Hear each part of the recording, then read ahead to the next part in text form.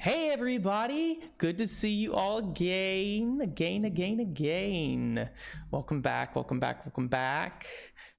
We are going to return here to our little spooky little side quest that we kind of got started on after they discovered a little rumor in a bar in we're just gonna say that they were in Sleepy Knoll, which is a little Tim Burton-esque town that they ventured off and stopped by on their way to Port Kingsmouth for the quest that was given to them by Reggie.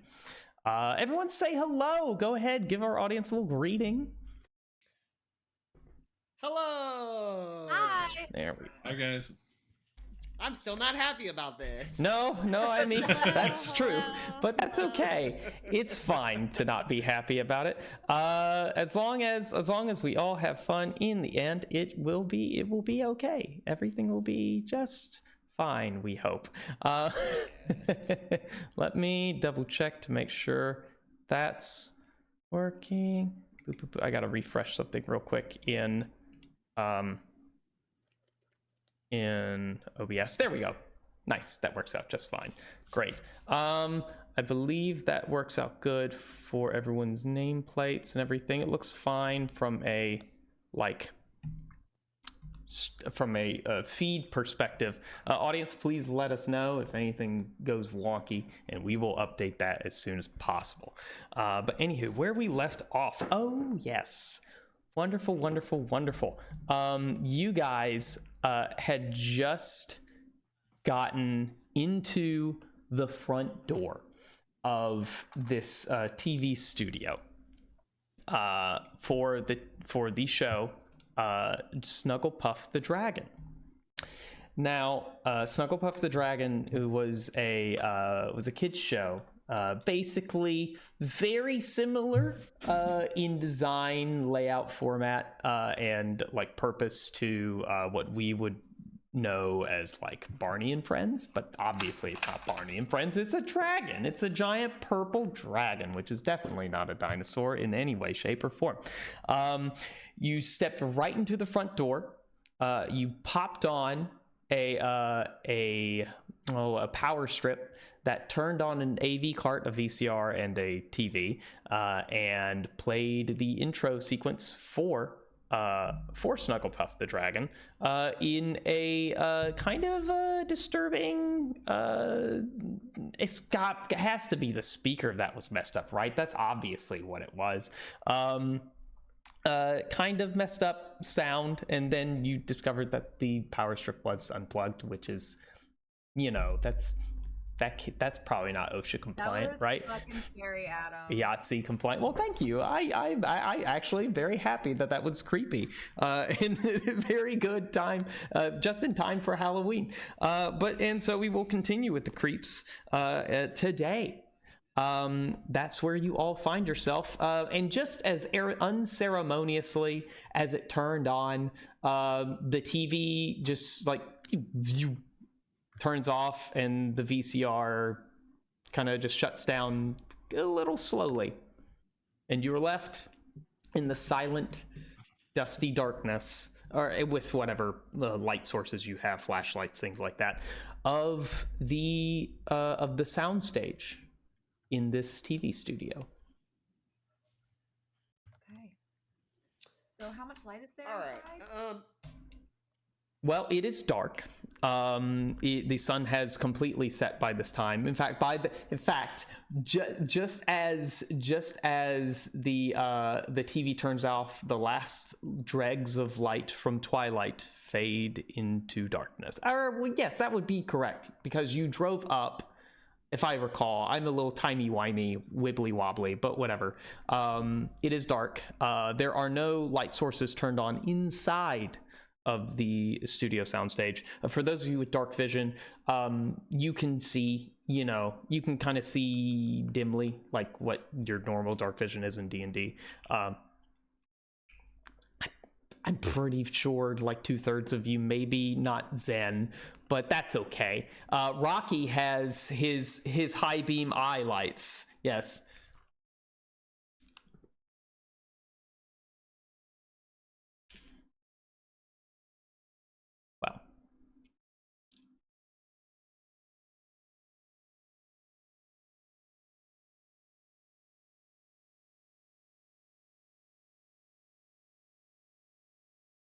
Yeah, of course. Yes, roll me an investigation check.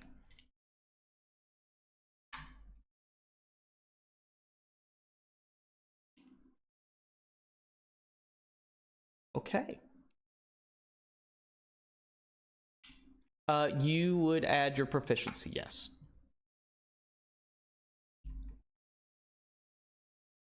Okay. So as I refresh the page again to fix the feed for the players, thank you, Altador, for letting me know.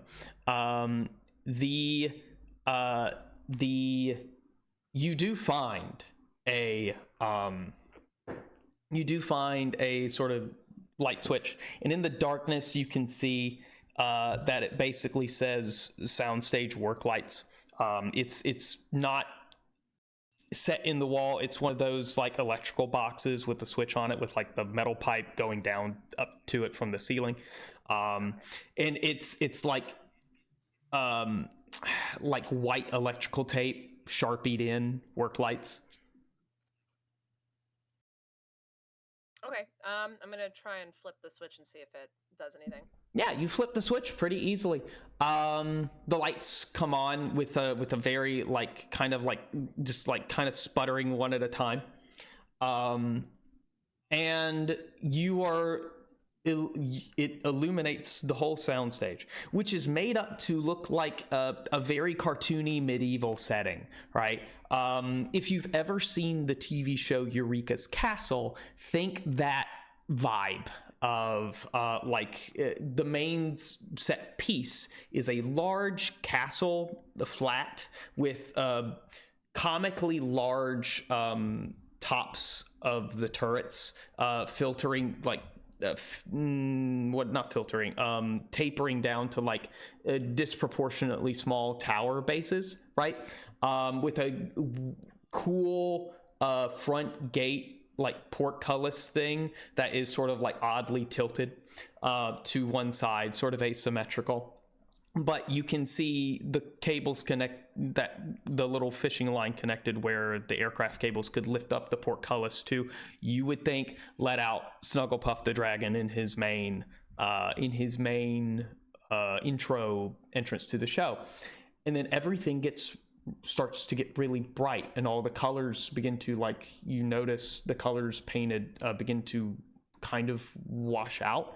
As you look up, your attention is grabbed by the fact that all of the bulbs and the work lights are starting to glow a white, burning hot brightness. And then all at once, they just explode, and burning showers of sparks filter down on top of you. I need you all to roll dex saving throws. With advantage. With advantage, that is true. With advantage. If you don't have a dex saving throw checked off, is it you just add your dex? Or You just add your dex. That is correct. Well, even with advantage, that's not great. Well, it's better. With advantage, I got a 19. Oh, that's good. 15. Versus a 7. My one, it would have been a 3, but I got a 17. Ah, okay. Zen has saved us all. Indeed. Did anyone get below, throwing a random number out there, not like it had anything to do with anything, a 12? No. Okay, good. So you all, as soon as the bulbs just start exploding, you all kind of push and filter each other out the front door again, because that would be the safest place to go. And you just watch as sparks shower the whole entire area where you were standing, in a wave. You see some bits of the set singed a little bit and a little on fire, but then it quickly goes out. Nothing you should worry about the whole building coming up in flames. 1 second. Oh, thank you, honey, for bringing me food. I appreciate you. Hi, everyone. My wife is home from Hershey. Hi. Oh. Bye. Bring home chocolate. She brought home Wawa quesadilla, which I will consume. Quesadilla. Yes, which I will consume on a break. Anyhow, My one regret moving out of Maryland is there's no more Wawa out in Chicago. Shame. Quick sidebar, and I know I might inflame like a war here for some people. I had the opportunity to go to a Sheetz twice recently, and I'm not gonna lie, their hot dogs are pretty banging. Like they're pretty different good. types of food. Mm-hmm. I had different both types of them food. in Southern Maryland, know what Sheetz and Sheetz Wawa. You go to Sheetz if you want fried food. You go to Wawa if you want dinner. That's what people have been telling me. Sheetz is like it's like a Wawa, but not. Sheetz is so the way Sheetz is like a Midwest / there other places as well, gas station, right? Mm-hmm. I mean, I don't have any Sheetz out here in Chicago, so East Coast, right? Mm-hmm.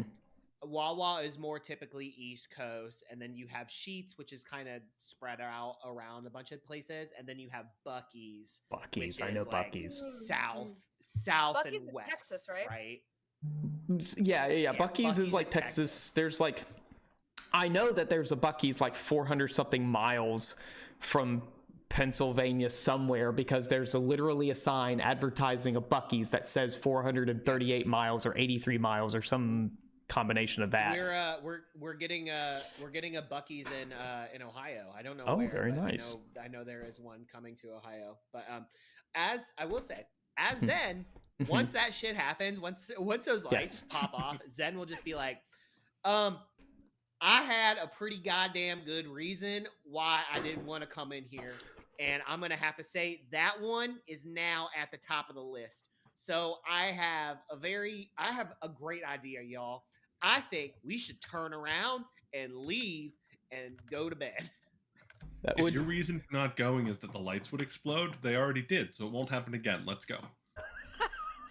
Well, it's not just that, because under that is going to be the TV turning on and that weird song playing where there was Those already happened too, so we're good. that sounded like wayward souls trying to eat my jeans. Okay, right? well, did you die? Not eat your Not yet. jeans.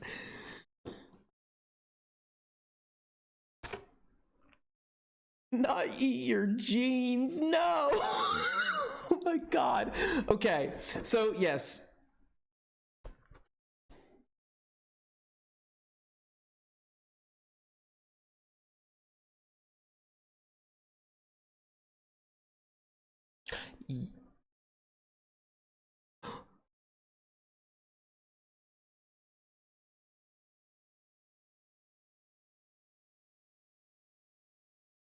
Oh, that's right. You did make the Ouija board. Yeah.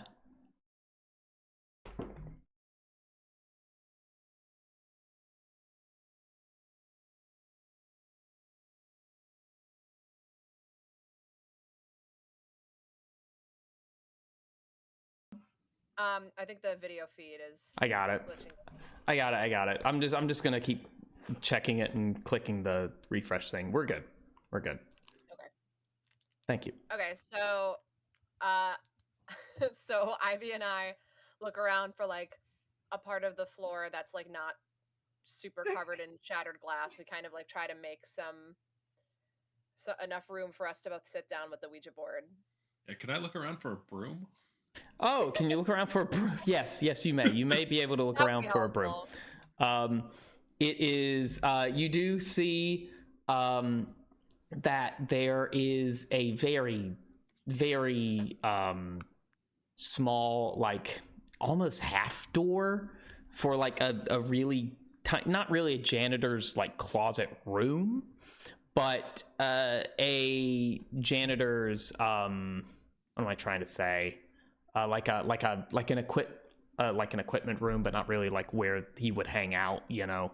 And you can, it's just off to the right of where the light switch is, and you can open that up, and you do find like a broom and like, you know, the typical mop with the rolly bucket sort of like rotatey squeeze handle thing, but you can also find a broom and a pan handle, like a pan thing. Yeah, broom, dustpan. What about like a tarp? Something we could lay down just in case I miss a few. Oh, you don't see a tarp. Okay. You look Moonlight around the didn't- room in the darkness, and also Rocky can kind of like scan the area with his eyes. You do see you do see signs denoting a couple of options to exit from the soundstage, a couple of little rooms, and one of these might prove promising for you. You see a door, metal door with a small little glass window that seems to lead to a hallway a little further to your right, just past the little janitor door, right?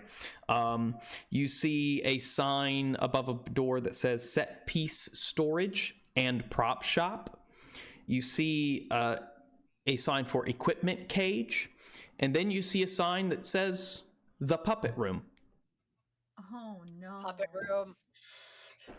Nope. The puppet room. Nope. Fucking Nope. Five Nights at Freddy's this shit.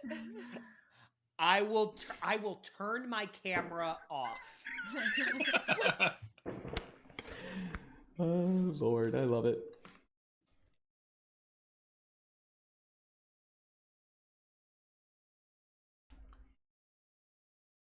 Okay. Okay.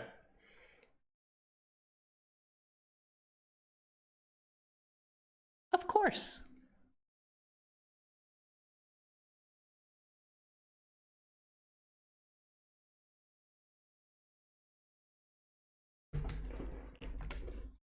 Hold on 1 second. I got something. Give me a minute. Sir, please watch your grip tension. You may damage the cables and housing in my tail area.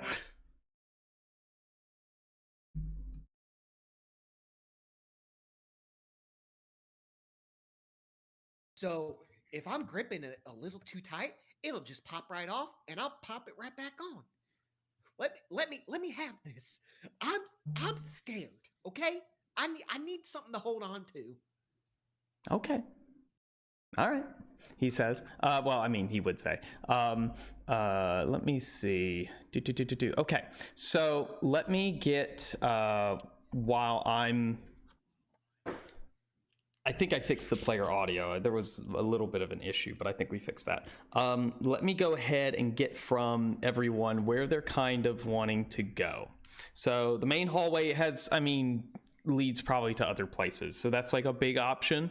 There's the set storage piece, set piece storage and prop shop, equipment cage, puppet room. So who's going where?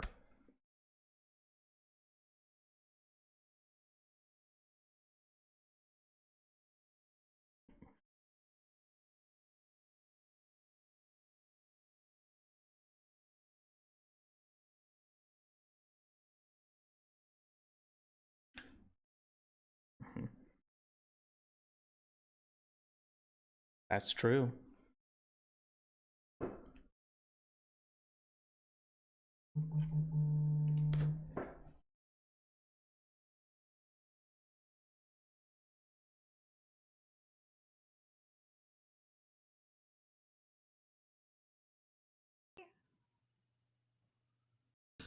All right.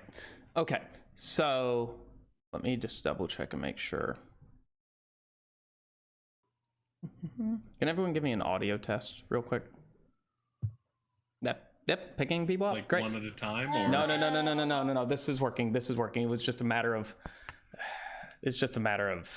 getting that fixed. That's all. Anywho, okay. So let me see. Okay, so Cassie and Ivy are going to the props room. Okay, good. Okay, Doyle, are you heading with them, or where are you going? I'm gonna probably go with them. Like, Okay. that seems like where most of the interesting, potentially valuable, potentially corrupted stuff is likely to be, followed by the puppet room. So Yeah, I guess we probably shouldn't split the party, even though it would be funny. Well, I mean, we I still feel haven't like we're heard gonna where have Zen's to split. going. All right, what does Zen want to do? Yeah. I'm staying right here. I am not moving. I am staying by the exit. I'm staying by the door. I am staying as close to that damn door as I can. I mean, smart. The lights here already exploded, so. That's also I'm not moving at all. You know what? Fair enough. I got something. Have fun in the dark by yourself, surrounded by broken glass. Wait, Zen, you can. I have something. If you need like some reading or something to pass the time, I have this game manual that I always keep with me. I'm gonna give it to you so you have some entertainment. The game manual is oh my god, what's it called, Adam? Oh, we had it, didn't we? I rolled for it. I wrote down like what it actually is. But we like, did. The title but we didn't write down what the title is, did we? No. Oh no. Okay.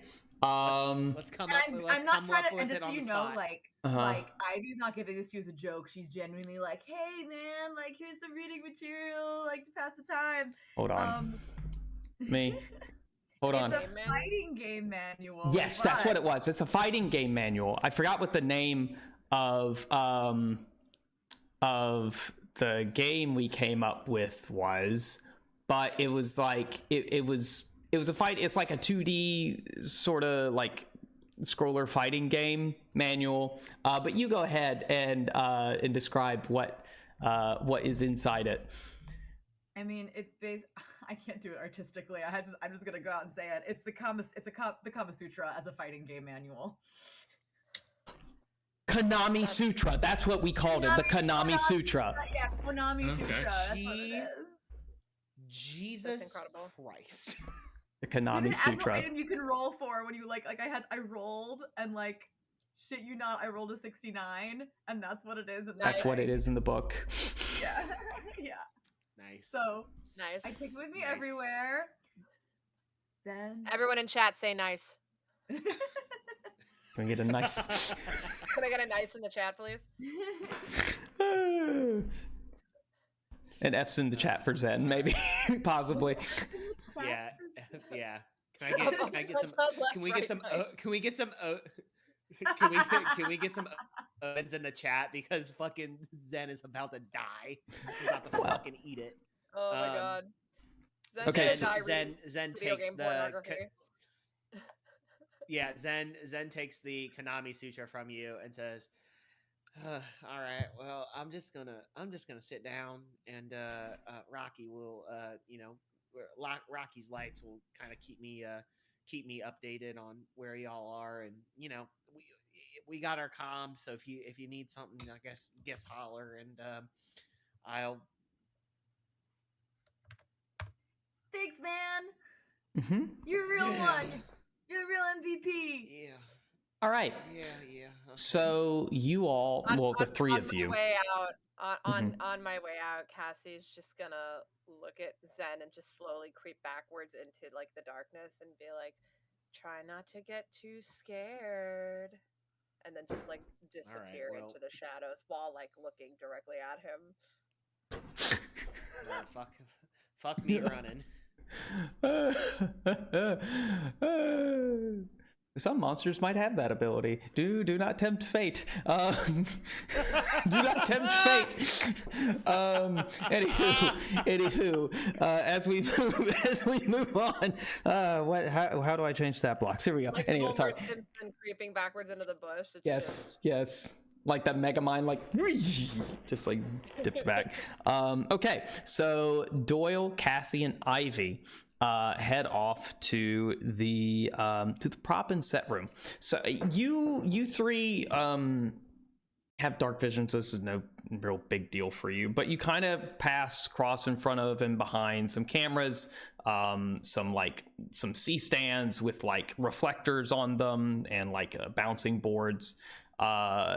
There's a couple. You are able to dodge like the little hanging lavalier mics that like could have hit you in the face as you're like walking by, just to catch up like ambient sound if they need some of that.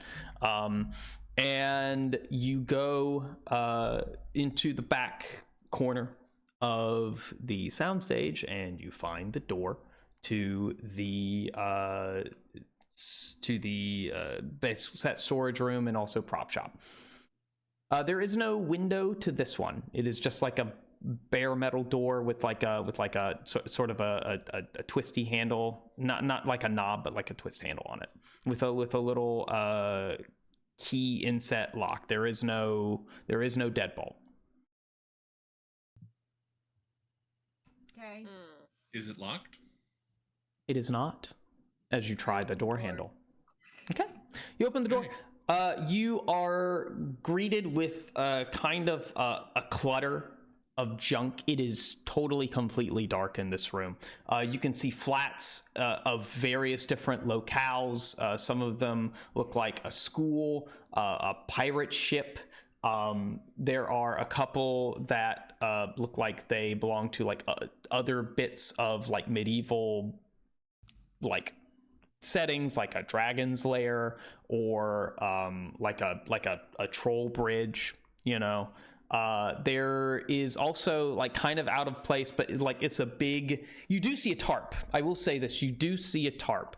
It is covering this extra large set piece that is like a little comically narrow. It almost looks like the form of it looks like a vehicle underneath the tarp itself, and it says it smells like wood, like a lot of wood, and I would say probably some cedar, you know, just to keep moths from eating whatever fabric bits of the set pieces there are, like curtains and things like that.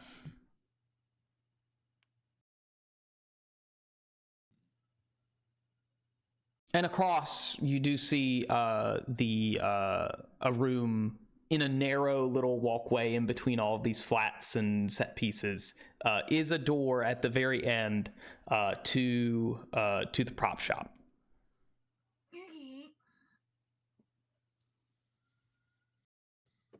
I don't think there's a way for any to sense. I don't know if there's a way for any of us to sense if there's anything supernatural going on. I mean, right?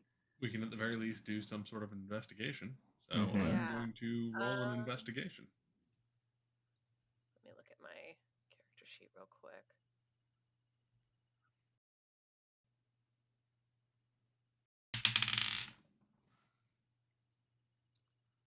That would be an 18 to just generally search the room. Sounds good. So with the 18, you kind of walk around. The biggest thing of interest, it's really just a lot of storage. You don't really find like anything like super cool. Like you could find like like in the props, there's like little torches set into wall sconces that you can kind of pick, and like they're not functional. They're obviously prop torches, but like it's a prop from the show. You're like, this could work. You check the tarp and you kind of like lift it up to see, as part of your investigation check, you lift it up to see, oh my God, Tara, I love the Konami Sutra. That's amazing. You lift it up to see what is underneath. And it's like a miniature scale version of like a garbage truck. Why it would be in here is it's whatever. You can make an inference if you want to try they probably have a like puppet garbage character. That's a possibility. That is a very strong possibility. But is it motorized, or is it just like is it just a prop, or is it something that could potentially actually move? So to do that, you would have to like pull the tarp all the way off. Yeah, let's do it. Okay, let's reveal this thing. So as worst case scenario, it's a mimic. Yes, as you pull the tarp all the way off, you are met with a horrifically dilapidated foam head of some undiscernible puppet character. So you know how when they found the head of Hoggle in like an airplane, like an airport storage container, because it's made out of that sort of biodegradable organic foam that like expands and like degrades over time. It looks like a zombie puppet. If I Google what you're referencing, am I going to be horrified? You might. Labyrinth might be ruined for you. So Google with caution. What's the name? I'm Googling it. Hoggle Puppet Head Airport Storage. That should get you exactly what you need for all of our audience. I know I know I'm not a part of this, but I just want to pop in and just real quick and say I'm not Googling this. That's fine. Fair enough. Okay, great. I love it. Yeah, Okay. it's a big no. Yeah, It's a big no. I'm glad but I Not in somebody's luggage at the airport. yeah. It's a whole story. Anywho, Somebody steal this from the Labyrinth set? I think it was like a prop they were trying to transport or something. I don't remember the whole story. I just know that bit of information. It's burned in my head forever. So that's what I'm gonna die with. Yeah, it's great. So it's sitting. It kind of spooks you a little bit, and then you realize it literally is like it's just a puppet. Like it's not moving or anything. It's sitting in the passenger seat. It is dressed like a little sanitation worker, and it has a name tag that says Garfield, and it has like a little reflective vest on and like a very dusty hat. Okay. Sick. So, But the driver's seat is empty, and the driver's seat looks like it was made for a very large individual to sit in it. Large as in like bigger than a medium-sized creature, like Large as in whoever they are, they're probably in a costume in order to fit within it without damaging the costume. Like Big Bird. Like Big Bird. Yeah, like Big Bird. What was the name of the puppet from Labyrinth that you said to look up? Hoggle. Hoggle. Hoggle. Mm-hmm. Thank you. Yeah. I want to poke it. Go ahead. Cassie's just gonna like walk up to it and like kind of examine the face and just be like, huh, sick. And she's gonna poke one of the eyes. The eye kind of like sinks in like very old plastic, and it's just like it's an inverted eyeball now. just so long as it wasn't that's gooey. pretty metal.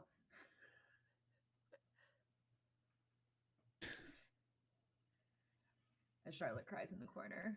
Oh my god. Okay, so there's this big garbage truck set piece with the puppet in it. Oh, Doyle, you asked if it was motorized. Yeah, like Okay. can this thing move on its own, or does it need somebody to push it, or some sort of pulley system? Like, how were they moving around the miniature but still massive garbage truck? You look in the driver's seat sort of as like a instinct to sort of check and see what might be up. And as you look in it, it has a brake pedal, it has like a little gear shifter, it has a gas pedal and a functional steering wheel. It also has a little button that works, that is labeled trash compactor, like open and close, or Does it have a glove box? It does not have a glove box because this whole passenger side space was converted to just have the puppet of Garfield the garbage man sitting up, or Garfield the garbage guy. There we go. Sit on top with a little hatch underneath for the puppet operator to sit in there and like have his hand sticking up and work the puppet. Wait, does this puppet's head come off? Do you want to tug on it? I kind of want to see if I can look inside the puppet. Okay. Look at it again. Oh, you mean like look down the mouth? Yeah. I don't know. Okay. If there's So anything underneath. it's very much like you can't really see inside the mouth because they designed it to look like a whole mouth, like it wouldn't just be. But if you want to like try and tug the puppet away from the little hole from its like thing, you can do that. if you want to try that. Yeah, let's see if the puppet's movable. Okay. So Yeah. as you tug on the head with a very sickening squelch, all of the foam just sort of like begins to tear and rip away as you're now holding just the decapitated head of a puppet, a foam head of a puppet, and you can see the what am I trying to say? Good Lord. You can see the sort of like the empty hole of a shell of the torso now just sits there. And the dusty hat falls off the head as you do so. Well, I have a new friend now, so I'm just gonna tuck him under my arm and hang on to carry that the head head around. because hang on to that head. We might be able to use it as part of like a summoning circle. That is a very brilliant thought. Yeah. This We guy's may not too be cool able to be to- stuck in this abandoned TV station. I'm gonna take him with me. Like we know that there were a number of people killed by the actor who played the dragon. Do we have any ideas about like maybe which characters or people? You don't. You don't have an idea right now. Colette Minerva Arknik did not have any information on that for you. Just the stories of murder and death. Question. Yes. Answer. I wanna promise see if that. I can. I wanna see if I can look for a call sheet. Okay. Yeah. That's a very good idea. You don't see any call sheets here in the set room, but this studio's this isolated from like any sort of like out in the country, basically on a very tall hill. They have to be self-sufficient, so they would have a main production office. They would have an editing room, right? They would have like all the things need to function to do live shows if they needed to do live shows, and also do in-house recordings for distribution. So yes, there you can find a call sheet. It's not in here. There might be one out in the soundstage on like a table or something, but yes, you can look for a call sheet. Okay. Do you want to do that? And should we do the Should we split the the party? exciting thing and split up more? Do you want to go look for the call sheet and then I'll go check out the prop room and then Doyle can. Yeah, there's got to wherever? be like a green room or like a something where like the people would get ready. Where I'm sure there's like a call sheet. I kind of want to see if I can find the place where the performers would like get ready. Okay. Final question before I decide what Doyle would want to do. But yes, what are the odds that this garbage truck could fit through the door that we came in? It should be able to, because the prop. You guys set want to equipment send a room, headless puppet driving a garbage truck into the room with Zen? Oh, diabolical! Oh my the god! now headless puppet. Yeah, the now headless. God. You made it so much better than I ever could have imagined. Put the head in the passenger seat next to it, and just wheel it on out. Oh my god! So there is no key to turn this on. It's just like a little start button, right? And you can hope the battery still works. You can try turning it on and sending it, because the set room opens up to double doors, because how the hell else are they going to get all these set pieces back to the soundstage, right? But yeah, you can do that. Okay, I'm gonna put the head down in the empty seat. Okay. I will. I'll go ahead and like line it up for the doors and get ready to press the button. If you want to, somebody else can Cassie's get just that gonna open. salute as the car slowly drives out the door. She's just standing there, fucking saluting. I play like taps or something like on my guitar. Oh my god! Yes. So you hear in the distance taps playing as. I'm dying. This is hilarious. absolutely diabolical. Yeah. So yeah, I press the button to get it going and hope that it moves. All right, so you do press the button. You see the lights turn on. There's no engine revving or anything. You have to find something to weigh down the gas pedal if you want it to drive out there alone. I will get right back to that. Yes, Braden, what's up, my friend? I just want to interject here. I just want to interject here, and I just want to say, I've only ever met Adam and Charlotte in real life, and Adam and Charlotte are two of the nicest and kindest and most generous people I've ever met in my life. I have not had the pleasure of meeting Sam and Patrick in real life, but I just want to say I hope I never ever get to ever meet you guys in real life, because I fucking hate every single one of you right now. I just full of hatred and pain and suffering. It's just coursing through my bones and my veins right now. How dare you? How dare you? I tell you what, it makes for some good live theater, my friend. It does make for great live theater. I will do anything for a bit, okay? I need you to know this about me now. No, I get it. I do too. I beat the bit until it bleeds. I'm just not happy. Congratulations about it. for the bit this time. Oh my god. Great. In my defense, I was not the evil mastermind behind this. I do support it, and it's very funny. I'm shocked nobody else called it when I started asking if this could move.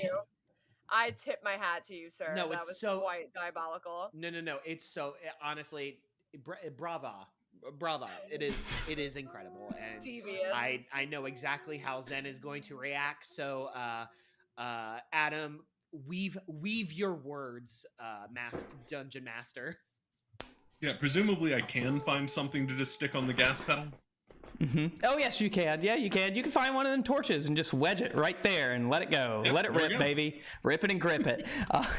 Here we go. So, as you all like kind of position yourselves where you won't be seen, you hear the wheels, the little fucking what's it? Like Tonka truck, not Tonka truck, but the fucking Mattel plastic. What's the brand? The fucking plastic Power Wheels just rev up uncontrollably as the battery seems to just surge with energy, and this garbage truck just plows through the fucking double doors. Zen, you are taken by surprise by the dusty, like flickering headlights and the whirring of like electric motors as the double doors slam open with a crash as this garbage truck just peels out into the soundstage.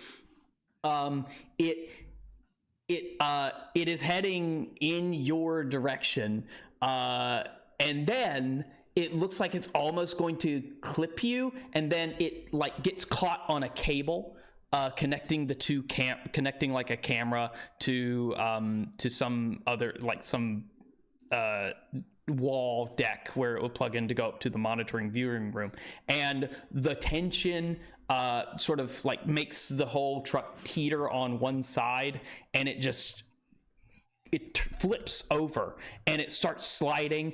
You hear the scraping of plastic and like some metal bits along the concrete floor of the soundstage as it slides right in front of your feet, like 2 feet away from you. Zen, when like so, as all of this is happening, Zen goes, "Son of a bitch!" and bonus action transforms into their henshin form, grabs Rocky's tail, transforms it into a blaster rifle, and just fucking unloads on it. So as you're you're shooting, I'm not gonna make you roll attack for any of this. As you're shooting, you all in the room, in the prop room, just hear and just blasters going off everywhere. Zen, one of your blaster bolts clips the driver's seat and smacks the button for the what am I trying to say? The trash compactor setting, and you see like the camera zooms in that the audience has. The camera zooms in as like you can see the severed cable short circuiting, the button just like sparking a little bit, and when it comes to a full stop, you hear the motor inside of this trash compactor reversing, and you slowly see a hand, an arm, a forearm, a upper arm, a torso, and then finally the agape with terror and screams of horrible anguish and pain, open mouth head of a corpse that is slowly being regurgitated by this garbage truck. What the fuck? You know, maybe we could have done a better job investigating this before we used it for a prank. Worth it. Fair. I will not apologize for art.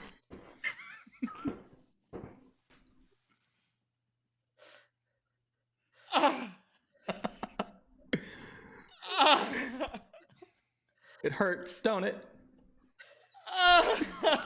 No. Now, we didn't see any of this, right? Yeah. No, yeah, you all saw none of this. You all saw none of this. But I'm pretty sure we can hear Zen sobbing in the other room now. Yes. Guys, Got him. y'all,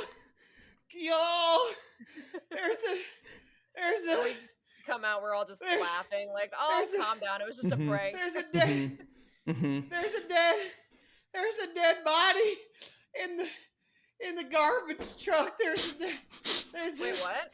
Oh my god. It's just a Like science. like Jesus, the help puppet. me. We cut the puppet's head off ourselves. It was already a No, puppet. God, it's a body. Dude, I think he's telling the truth. You all, as you walk out, you now see the contorted, mangled body of this person. Oh, yikes. Dressed in like sort of blue jeans, just standard sneakers. They have a crew shirt on. With the back of it, the front of it, you can see Snugglepuff the Dragon crew, and you can't really see the back of it. But it's like one of those like little pencil pocket shirts that has the label on it. Is there a way for any of us to infer how fresh this body might be? Like, is there blood? Oh, it Is is it- not fresh. It is Like, not. decayed? It is decayed. Looks like it was practically kind of mummified inside of the garbage truck. However that happens, but you know, magic, whatever, bullshit. But yes, no, it is an old body. You don't have to be a coroner to know that. Can we tell like what species it might have been? It looks like it was a rye. And I guess from the way I think like an air rye. Rye is kind of like a longer-eared version of an elf, and they basically think of a ladrin, but they fit more in terms with like the various elements that exist in the retroverse. So it's like humanoid-ish. Humanoid-ish, yes, humanoid-ish. Okay. Sick. All right, I really want to investigate more. I want to explore more. I want to like see if we find more corpses. Oh yeah. I mean, I feel Yeah. like if we're gonna do some Ouija board stuff, that maybe doing it near the body might be a good idea. We can still explore more before we do that, but I have a feeling that might be the ghost that we're Well, looking for. would we want to do it near the body or where it was killed? Because there's a couple theories about which one of those things matters. That's a good point. Like Lizzie could try Borden is both, not right? buried in the Lizzie Borden house, so Yeah, Well, but also like we found the truck in the prop set room, but we don't know that the body was in there Still when there. like if whether the truck was brought in there with the body or Yeah. not. That's true. Seems like Maybe we sloppy just- cleanup though. You know what? Maybe it doesn't matter which specific room as long as we have like a personal affect. Maybe we just like take something from I don't want to like Clothing well, or something. not to I was going to say I Mhm. don't want to disrespect this corpse or whatever, but also whatever. Maybe we just take like a rip a piece of the shirt off or something so we have some or maybe is it Clip a wearing lock like of hair. jewelry or like the name tag maybe or something that's like a personal affect from the dead body. Yeah, you could probably take one of those. Meanwhile, Zen, you see Rocky walk over to the corpse and like poke it with his robotic panther paw, and then he turns to you, and his like eye beams like turn into little like red line scanner grid things as he looks over you, and he says, "Sir, upon reading your vitals, I'm detecting that you have reached your muscles limit to prevent urination. Are you fine?" Jesus Christ. You see Zen like clicks like presses like onto his temple, Mm-hmm. and the helmet, the henshin helmet actually kind of morphs back into Zen's cowboy hat and his sunglasses, but he's still wearing like the rest of the henshin armor. It's just the helmet went away. But you can also see that Zen is drenched in sweat. It's like is wet, and looks at Rocky and goes, "All right, well, I think Rocky, I think I'm gonna have to put my fears aside because looks like there is some foul play afoot, and I think it might be time to join the rest of the group to figure out what the hell is going on. But no, I am good. I have been practicing my Kegels, so I'm all tight down there, so I should be okay." Most excellent, sir. I also assume that the Konami Sutra could also assist you in addition to your normal Kegel exercise. I thought that was just like a fighting manual. Like, isn't this supposed to show me how to like take down opponents like that? What is that like that? In a manner of speaking, yes. Oh, I'll just have to. I'll just ask. I'll just ask Ivy about it later. She'll probably be able to explain it to me more in depth. Excellent. Okay, so it is 8 o'clock, and for the first time, we will actually break on time, and then we'll come back, and we'll figure out where I guess now the four of you would like to go, then so yeah, we'll be back at 8:10. Everyone, enjoy your break, and I'm gonna eat my quesadilla real quick, and then I'll be back to chat. Bah, bah, bah.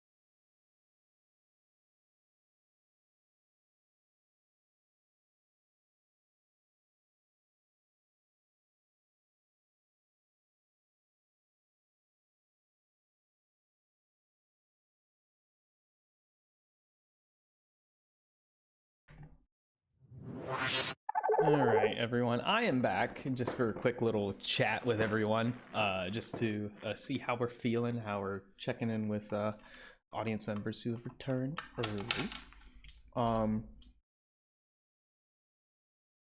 I am glad I got to revisit this. This is gonna be a fun little thing. Just so it's only me. The cast is still on break currently. I can turn them on and bring it back if they want to come back. I'm gonna give them their full 10, right? As you do, as a responsible stage manager will do. Hopefully. Anyway, I have some great little things planned. And it's only making it, honestly, this is going much better than the first time I ran this little Halloween module. It's spicy now. It's spicy now. I've refined it, distilled it. Altador, I'm presently and properly petrified Pally. What wonderful alliteration. I think that's delightful. Fantastic. Let me see. What do we have? Altador Osho will remember this. Yes. Oh my god. I think they're having fun. I think they're going to continue to have fun. I can't make it well, I mean, I guess I could make it less spooky, but what real fun would that be if it's teeny tiny less spooky? No, it's got to be full tilt, baby. Gotta be full tilt. Anyway, this, so all of you are aware, I've kind of stopped trying to stream the show to TikTok. It's just not working out. Main reason is that TikTok doesn't give you the stream key until you reach a certain number of followers. So if you guys want me on TikTok, go follow my channel, but you don't have to. Hey Patrick, I'm just giving some talk to the audience real quick, so I'll just be right back. But for the time being, we're just turning off because it keeps giving me this weird, like, jarring alert that nothing's happening in the stream, even though the sound's on, the stream's moving, people are watching. I don't get it. It's just annoying. And I'm doing it all through TikTok software, so yes, Patrick, I am. I'm just talking to the audience real quick, just a little intermission thing. Yeah, it's fine. It's my fault. I'll figure out. Yes. Oh, I see. No, you're good. But so continuing forward, also I think running the vertical and the horror and like the standard 1920 by 1080 layout seems to be messing with the way Stream Together's feed works, because I'm pulling the same sources twice into OBS. And it's just, instead of working once and then outputting it to different areas, it's no bueno, folks. So we're just gonna leave it be and let it ride. Obviously I'll post clips to Twitch, but is what it is. We'll just move on, carry on, and improve from there, and hopefully we'll find a better way to do it. I'm going to bring us back to the main screen. It's got a couple of you guys on. That's okay. And besides, it's 8:11 anyway, so.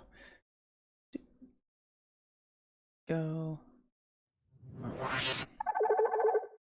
Yeehaw. All right. So welcome back, everybody. Hope you enjoyed your little break from the terror.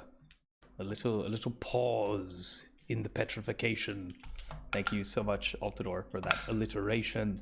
Where were we? Oh yes, so the corpse has tumbled out of the thing. You guys were discussing potentially looting it for like personal effects, things like that. You are all gathered in the soundstage. I almost forgot actually where the hell we were. But what do you do next?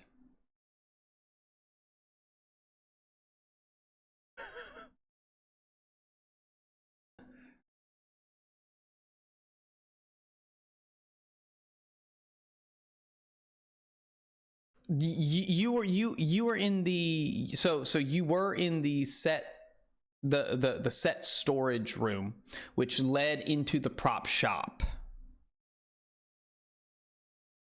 Yeah.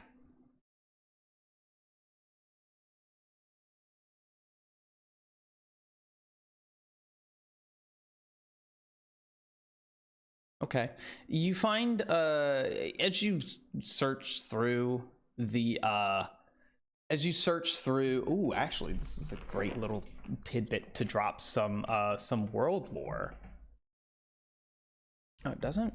Oh, that's my fault. There it is. Whoopsie. That's not Stream Together's fault. That is my fault. That is me clicking the button. So, okay. So you wish to loot the body. And You do the bodies.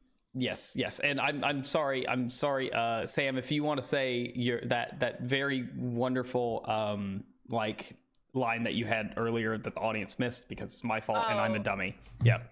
Yeah, no, everybody wants a goth girlfriend until we start looting corpses. There we go. All right. Let me pull up my little world campaign document for some tidbits of information. As I find it.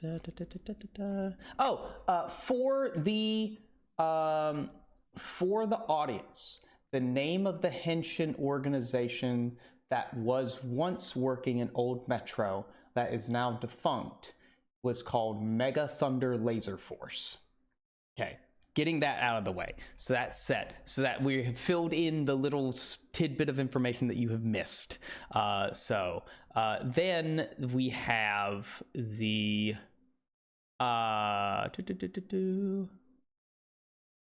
hold on. Wrong document. Sorry for the delay. This is just kind of important to what you're going to find on this body. This body, meaning there will be other bodies. Well, in the future of the campaign, yes. I mean, the people die. It's the not bodies like have already begun piling up. I killed like 2 people with my car. Yes, that is We've already exactly true. accumulated bodies. Yes, the corpsenation has begun. Let me see.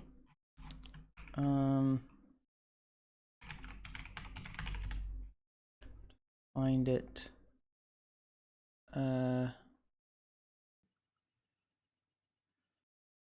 What's the name of it? Come on.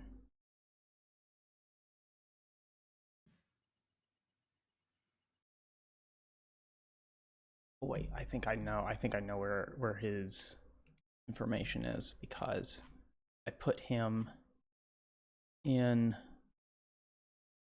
Sorry.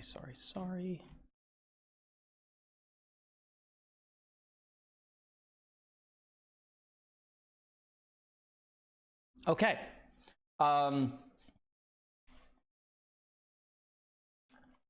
So you find an ID in the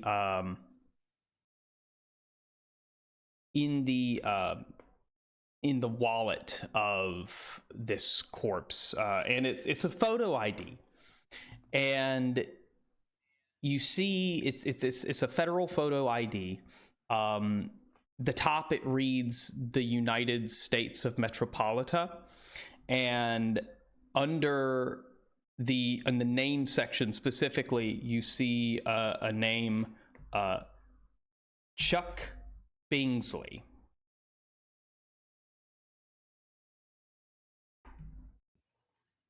Okay, cool. I'm gonna just pocket that for when we have our little seance. Yeah. And go with Ivy to investigate the prop shop.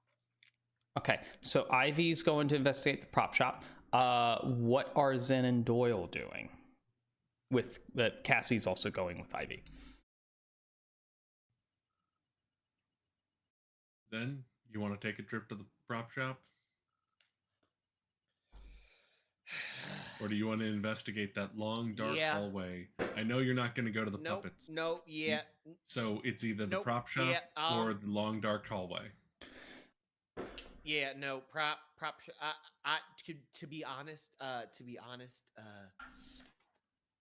honest with you, Doyle, I don't want to be alone anymore. So I'm going to go with the vast majority because I don't know what that was, but I don't want that to happen again. Hey Zen, as you're explaining all this to Doyle, with your helmet off, a very tantalizing, savory scent wafts into your nose. Scooby-Doo shit. I'm done.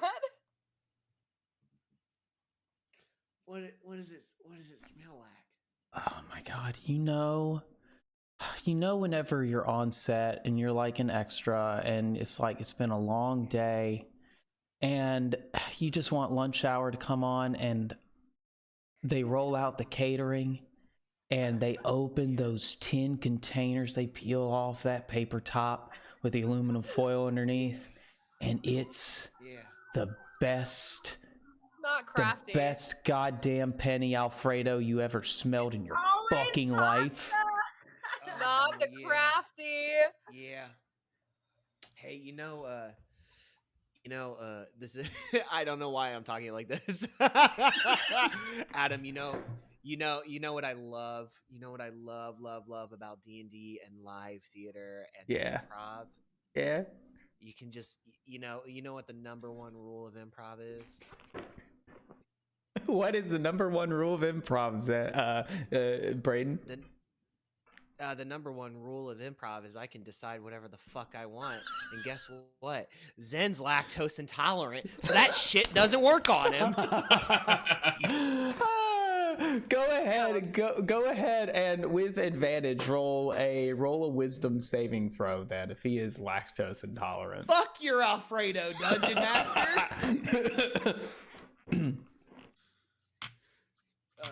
Okay. Keep track of how many milkshakes Zen has. Man. Oh goddamn! That is a dirty, filthy, stinky 20. All right, Lindbergh, baby. Sure. All of a sudden, your brain like snaps, like it's felt like it was going to be in a fog for a second, and your brain snaps into like full lucidity, and the smell completely disappears from your nose. I look over at Doyle, and I was like, Doyle, I think this ghost has no idea what my palate is like because it just tried to seduce me with the smell of Alfredo. And hey, guess what, Spirit? I don't subscribe to milk products. Okay, but don't tell it that. It'll know better next time. Also, there's no universe where I was going to let you eat Alfredo that has been in that kitchen for as long as that man has been in that garbage compactor. You know what? Because I have to share a car with you on the way back. You're right. No, you're absolutely right. You are a real one. So Doyle, I will follow you into the depths of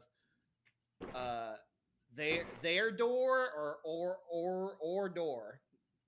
Either or door. There we are. I'll follow you into the depths of either or door. I feel like it's more fun for Adam if we split the party, but I also think the sensible thing that Doyle would be doing is following to the props. Just because we're not splitting the party doesn't mean the ghost can't split us up. That is absolutely right. This just means that Adam has to flex some other muscles to get us separated. Fair enough.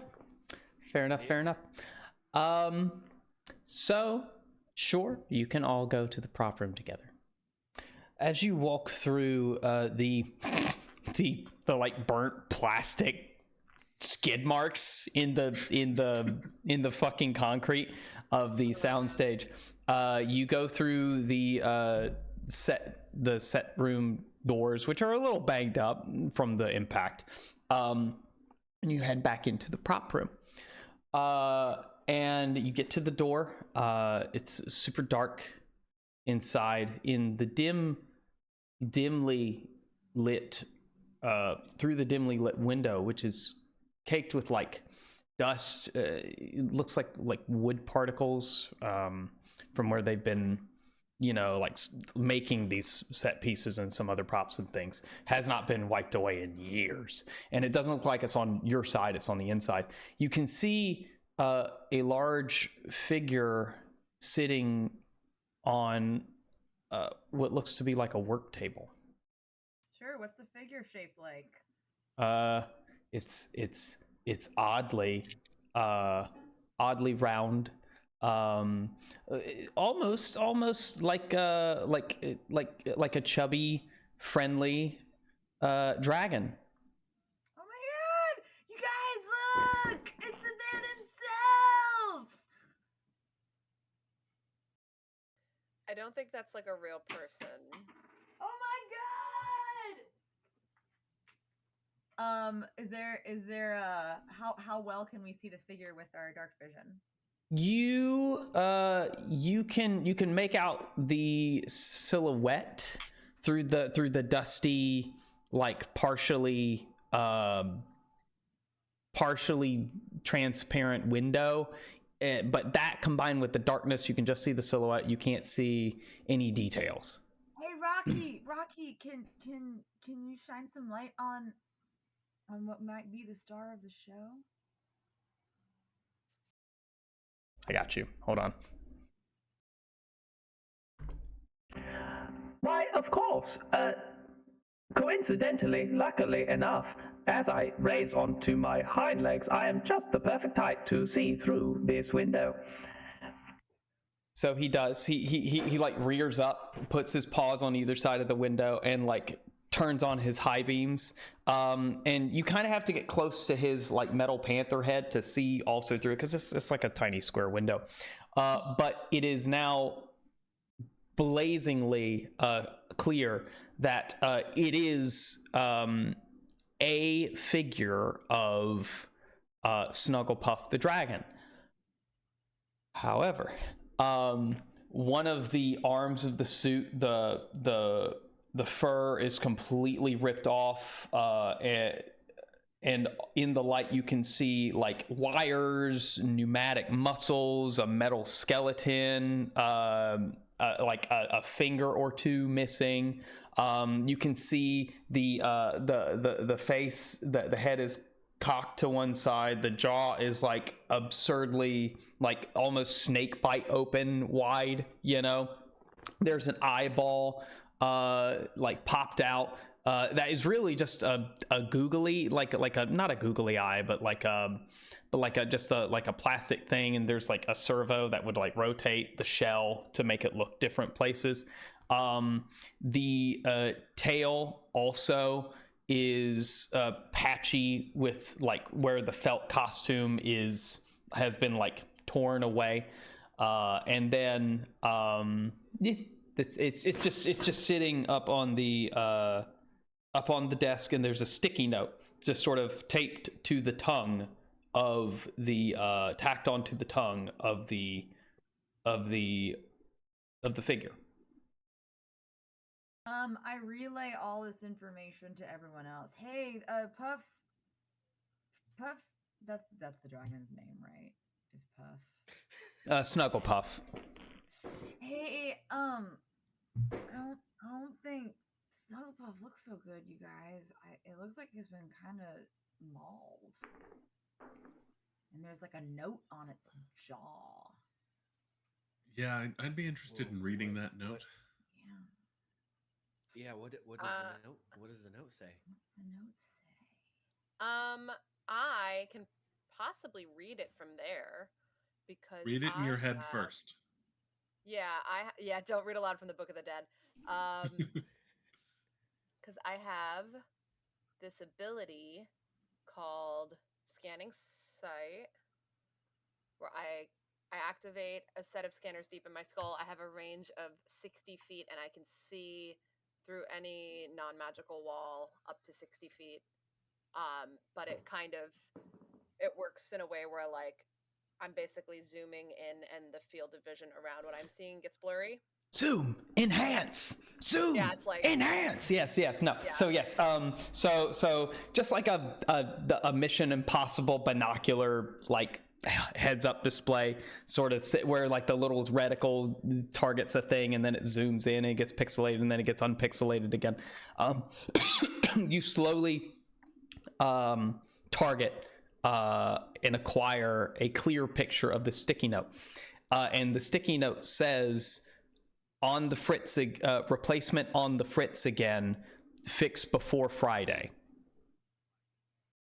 Oh, it's just a note for the maintenance guy, the costume person.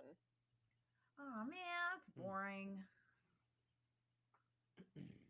Well, should we go do in I and see do I see anything else on my scanning site, like any other details that we might not be able to see from where we're standing that I can see a little bit more clearly?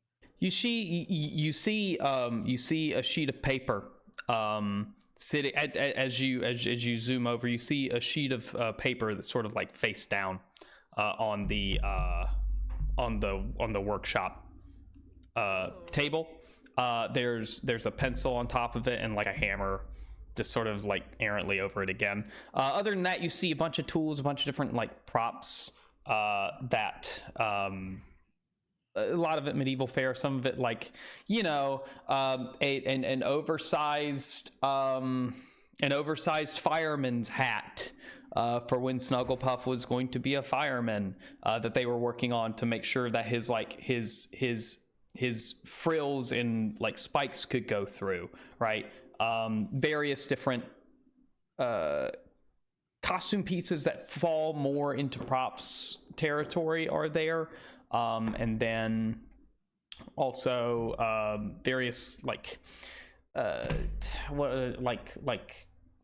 streamers and things for the kids to wave around, you know, like confetti and shit. Okay. There is another note on the table, but I can't read it. It's face down, so we might have to go inside and take a better look. Take a closer look. Sure, I'm down. Sooner or later, we were going inside anyway, so. Is the door locked?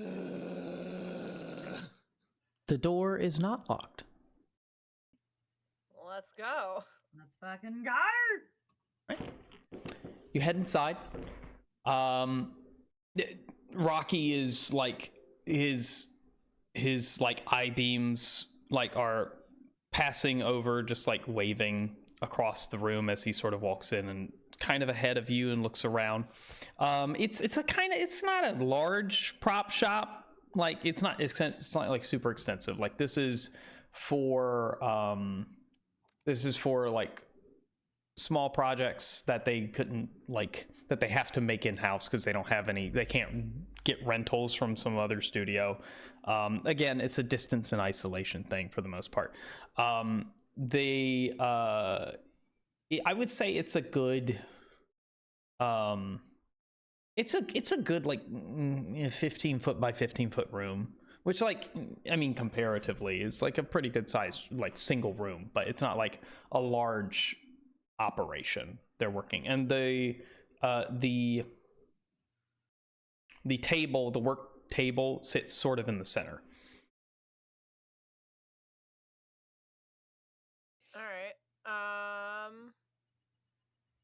I mean, we haven't really been, other than when we first walked in, I didn't really check for traps. I feel like this place isn't, I don't want to say that it's not trapped because I don't want to jinx myself, but so far we haven't encountered any issues with traps. So we're probably fine to just walk in, but It's not likely to be full of traps that were like man-made. That doesn't mean that there Just are not ghosts. going to be places where we can be careless. Yeah. So Okay.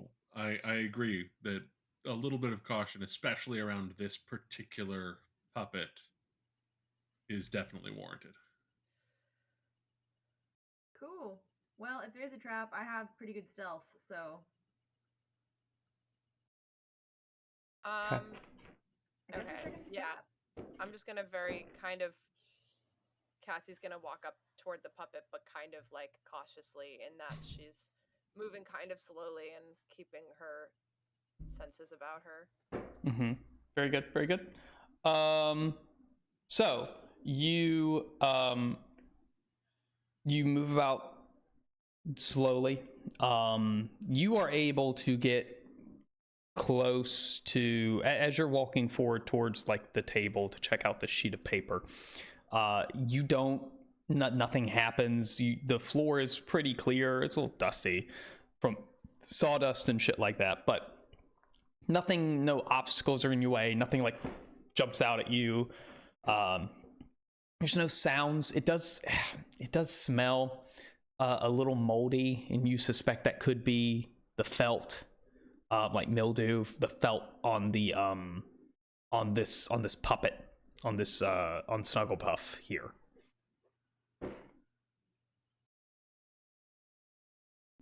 I'm trying to look at that paper, right? Yeah, I want to get up to the desk and grab the paper and see what it says. Yeah, sure.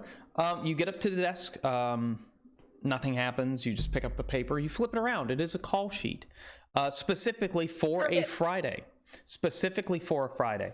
You scan. You look through the information on the call sheet. You see various standard production things, kind of like crew arrival times, expected wrap time. I mean, you know, we never fit the expected wrap time, right? But golden hour, baby. You see a list of like children and like potential accompanying parents for the set. You see the guest star, who back then was like a brand new name on like the pop scene, and now they're kind of big. I'll have to come up with a name for them soon, unless the audience wants to come up with a name for them. But interestingly enough, you do see various costume actors for other performers that are like puppet handlers, and for other people who dress up as other mythological beings. Like there's a one chef who's like a minotaur, who works the kitchen in Snugglepuff the Dragon's Castle, and who's a particular fan favorite because they tried to do an offshoot cooking show with him that didn't run for super long, but it was an interesting concept. And on this call sheet, you don't see any listing for the for Snugglepuff the Dragon. Do we see the name of the person we found inside the trash compactor? No, you do not. Interesting. For Friday, what day of the week? Oh wait, I'm sorry. For the person inside of the trash compactor? Yeah. Yeah. No. Because they're crew, right? Right. No, you're right. I just had to think timeline wise. No, you do not. What day of the week is it in game? Oh, that's a good question. It's a Friday. Ooh. I would say no. I would say it's Thursday. It's Thursday at 11 Almost p.m. midnight. And the call sheet has how long ago how old is that call sheet? Is it dated like to the exact day? No,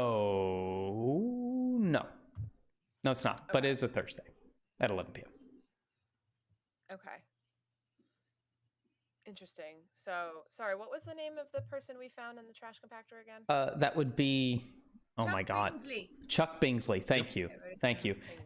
Yes, I wrote it down on the name tag. Very good. Yay. Very good. On the ID. Okay, We're so good, interestingly, no call listed for Snugglepuff or for this Chuck Bingsley person who was wearing a crew uniform. Mm-hmm. Interesting. Also, Altador, I love the idea of Kathy Henry, because if Katy Perry was a Barney kid, that fits him perfectly with everything. So yes, we'll do that. Thank you so much for the suggestion. Kathy Harry. There we go. Sorry, I said it wrong.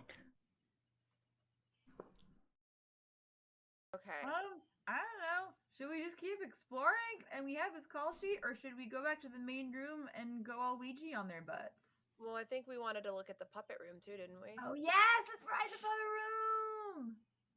Can we take a look at this puppet a little more thoroughly though before we head out? Like, is there Yeah. anything inside of it, or Mm-hmm. obviously we can see some metal moving, but it would be possible that there's no call sheet for whoever plays Snugglepuff because sometimes they don't need a person in him. That's very true. Yeah. As you take a deeper look at this animatronic, go ahead and roll me an investigation check. That is a 19. Oh, good. All right, very good. With a 19, you can I threw out my dice from the first round. Hey, that is, you can 100% with a 19 look inside of the sort of eye hole of where the eye sort of popped out, and you can see a little servo move just in time to all of you to hear. Do you want a hug? Absolutely not, but I appreciate you asking. Yes, consent is important. How about rolling initiative? Nope. All right. See you guys. Have a great one. You're welcome. Bye, everybody. And this marks the second time that Brayden has decided to quit the stream. I'm out of here. Goodbye. We got our proficiency I'm taking bonus myself to and I'm leaving. Very good. Bye. Wait, so you triggered it? Patrick, you triggered it by just going up, like getting up close to it? Getting up close and looking I mean, in, and, I'm well. I got in hugging range, and that was my mistake. You weren't the trigger of it. You did not trigger it. In fact, none of you really triggered anything. The DM decided it was The ghost wants to participate. Ghost. Well, I rolled an 18. Oh, good. Good. I got an 11. Mm-hmm. Okay. Doyle got an 11. 1 second. Ivy, Zen, what did you get? I rolled a 5. Okay. Oh, no. 14 for me, please. Okay.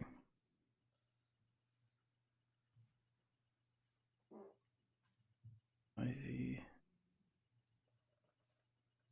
Oh, wait. Doyle got an 11. Ivy got a 5. Okay, got it. Sorry. Just writing things down. As combat is. Okay.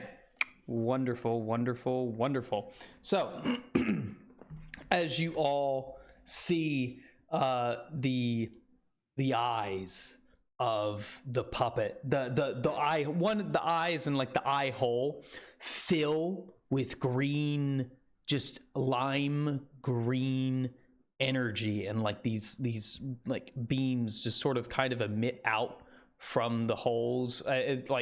Filtered through the sawdust, you can see the god rays of the like sunbeams filtering down, but they're filtering out and they're not sunbeams, obviously. And you can hear the motors whirring as like the various joints creak and whine with after years of not having any oil, as the mechanisms just sort of jolt as it begins to move, and it raises its metal claw and its like felt covered dragon claw in your direction, Doyle, to lunge at you. And that's when combat starts. So Cassie, what would you like to do? I'm gonna hit it with Witch Bolt. Ooh, very nice. Very nice, very nice. Let me make sure Is that just for my reminder, is that a roll to attack or is that me making a throw?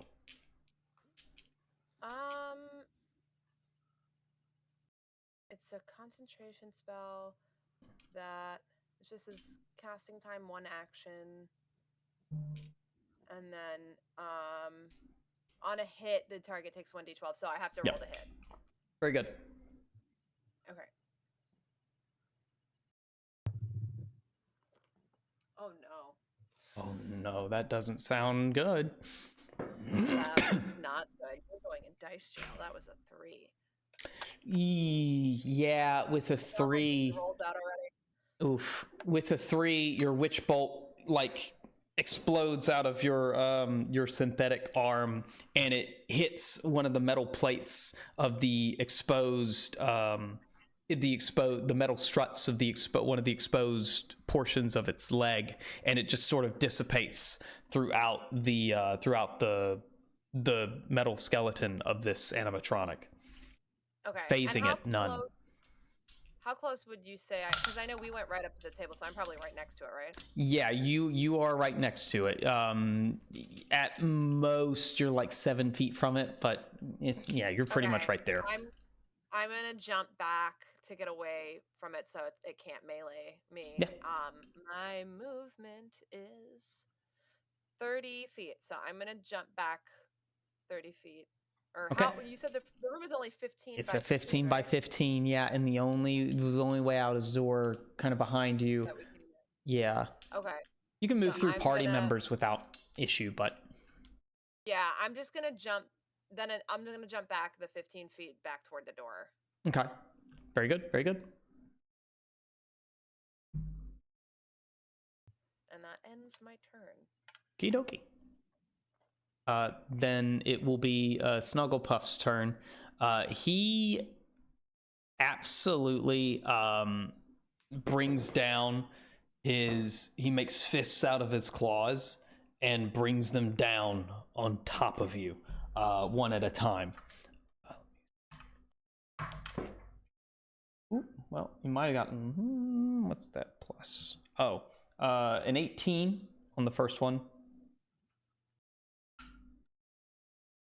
To hit. That's I'm assuming that's targeting me since I'm That's targeting like that definitely hits. Okay. For 7 bludgeoning damage. Then the second one. Oh. A 13. Does not hit. Okay, good. Very good. 7 bludgeoning damage as like the metal arm just rams down on top of your shoulder, and like barely misses your collarbone, and then the other one just sort of whiffs as like the force of being hit kind of pulls you over to the side as the other arm just whizzes right by. Okay. Up next is Zen. Okay. So Adam, I just have a question, and I want to make sure so that we can establish this, and then going forward, it can be the precedent. It can be like the rule. Very cool. So under the Henshin tab, right, when it comes to Rocky, when it comes to my Zeka, right, it says so you can use your action to verbally command it to take the action to take the attack, dash, disengage, dodge, help, or transform action. Both you and the Zeka can attack freely on the same turn, requiring only your verbal commands for it to do so. So does that mean I use my action to tell Rocky to attack, but I also get to attack? Am I reading that correctly? It seems contradictory again. So audience, we might run into this a couple of times, so just be prepared. It seems contradictory. Sure. I would say the latter, the ruling of the latter clause holds more true, because the beginning of the former clause sounds like while they were basing these features off of other class features, they didn't like get down to changing certain things. So I would say Rocky and Zen get an attack. Okay. That just seems like what their intent was, because why would they put that clause in there? Which Right. Okay. Cool. it only makes sense to me. Yeah, for sure. I just wanted to make sure. I didn't want to, I didn't want to step on any toes or anything. No, like you that. are fine. You are totally fine. Cool.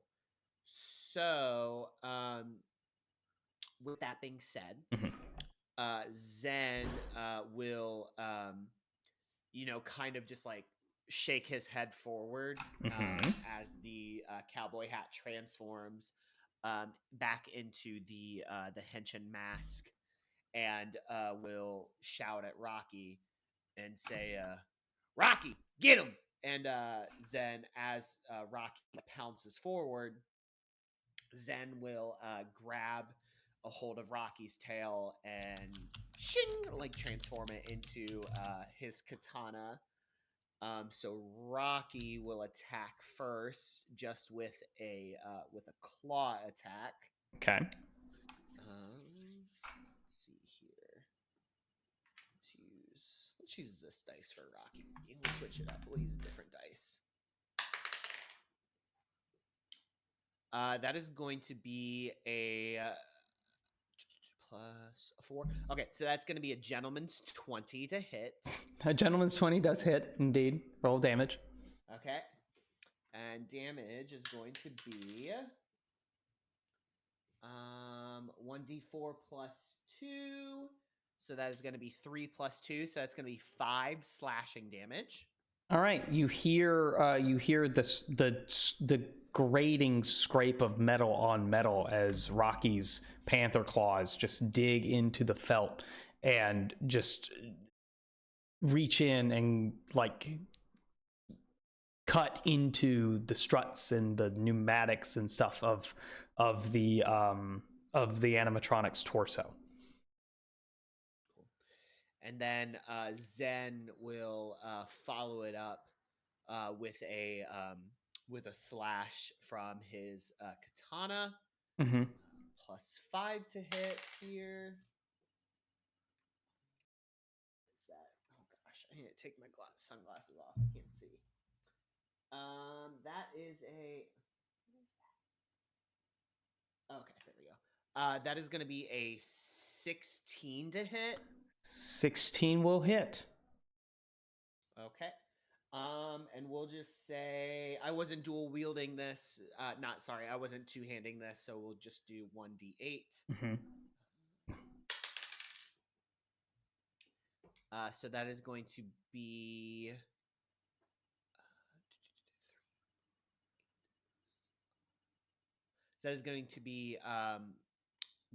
that'll be 9 slashing damage. All right. With the katana. Very good, very good, very good. Thank you. You basically, as you chop down, you basically chop the uncovered felt like robotic hand. You basically cut it separate from the rest of the forearm. This doesn't, mechanically speaking, this doesn't take away the threat of being like hit with it. It's just like it's gone. It's just a visible representation of damage. Okay. But yes, very nice, very nice. Good turn. Moving on, Doyle. Yeah, so Doyle would like to not be anywhere near this thing, so I'm going to use the disengage action to retreat back to the other side of the room. But then as a bonus action, I am going to cast Hunter's Mark on it. Good. Excellent. And it is certainly affected. Very good roll. Very good move. And then Ivy. What does Hunter's Mark do? I get bonus damage when I shoot it. Cool.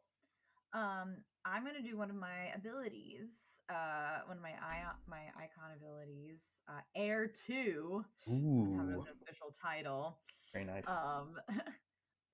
But I shoot out lightning in a 10-foot line that is 5 feet wide, Each creature in the area must make a dexterity saving throw. And with Doyle's movement, since you were kind of right behind him, he basically jumps back to disengage, and right as his cloak just sort of billows past, we see you. We see you in the camera in like just charging up the shot. Just I mean, you don't have to Kamehameha at him at him, but it's whatever you visualize it. Comes out of my fingers. Yes, Kamehameha. Yes, there you go. So shoots towards him. He has to make a dex saving throw. You say? Yeah. All right. Well, we'll see. Is he supposed to beat my dex?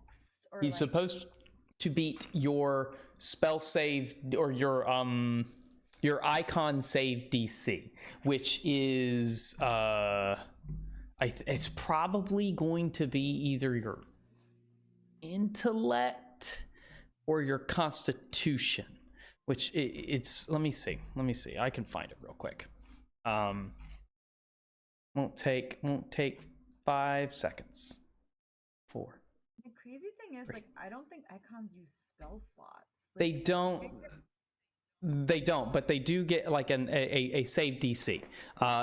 Just like other classes have abilities that require some mechanic, that require saves, they have to have some mechanic based off an ability score they have, just to in order to function with the rest of the rules.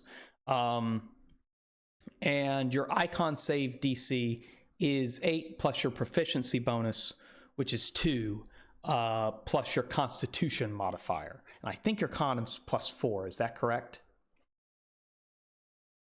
So that's what, plus 14?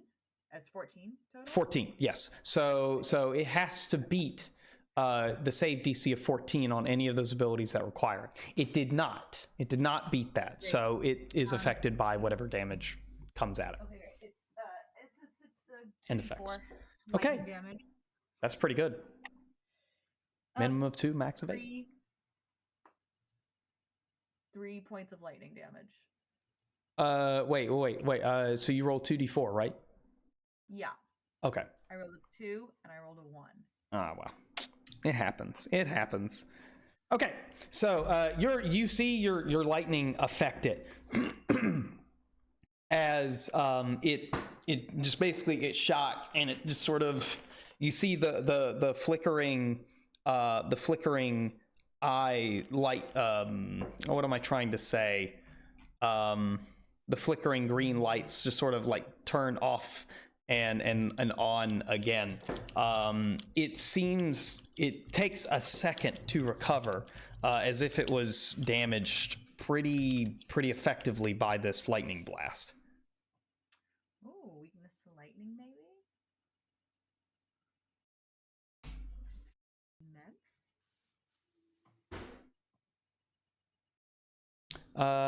Good attack. Next up is Cassie.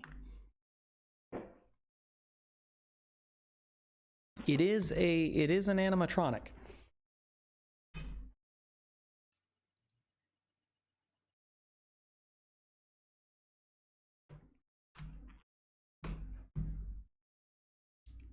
Sam, are you there? Oh, Sam, I can't hear you. Sorry. Sorry, I forgot I was muted. Oh, you're good. You're good. I'm gonna try Witch Bolt one more time because I Okay. feel like lightning is probably the best thing we should use against it since it's animatronic. Yeah. Sounds good. Okay. I Not a put my bad other plan. dice in dice jail, so we'll see if this one's better. That didn't even land on a flat number. Jumanji rules. Right. Are you kidding me? I rolled a 3 again on a different die this time. No. Ah, man. So as the blasting just comes one out of another, you see it sort of, you see you hit a part of the felt that it's just like the felt seems to not be effective to get lightning through. You just you miss any of the little metal bits. It just kind of like fizzles out again, unfortunately. putting the metal dice away. We're going to plastic. There you go. Good old air bubble Chessex. Let's go. Chessex may or may not include air bubbles. We do not want to say whether or not they do. Not all things are made perfectly. Chessex is a good brand. I use many Chessex dice. Thank you, Chessex. Please sponsor our stream. They will never sponsor our stream now. But anywho, all right. Is that all you attempt to do, Cassie?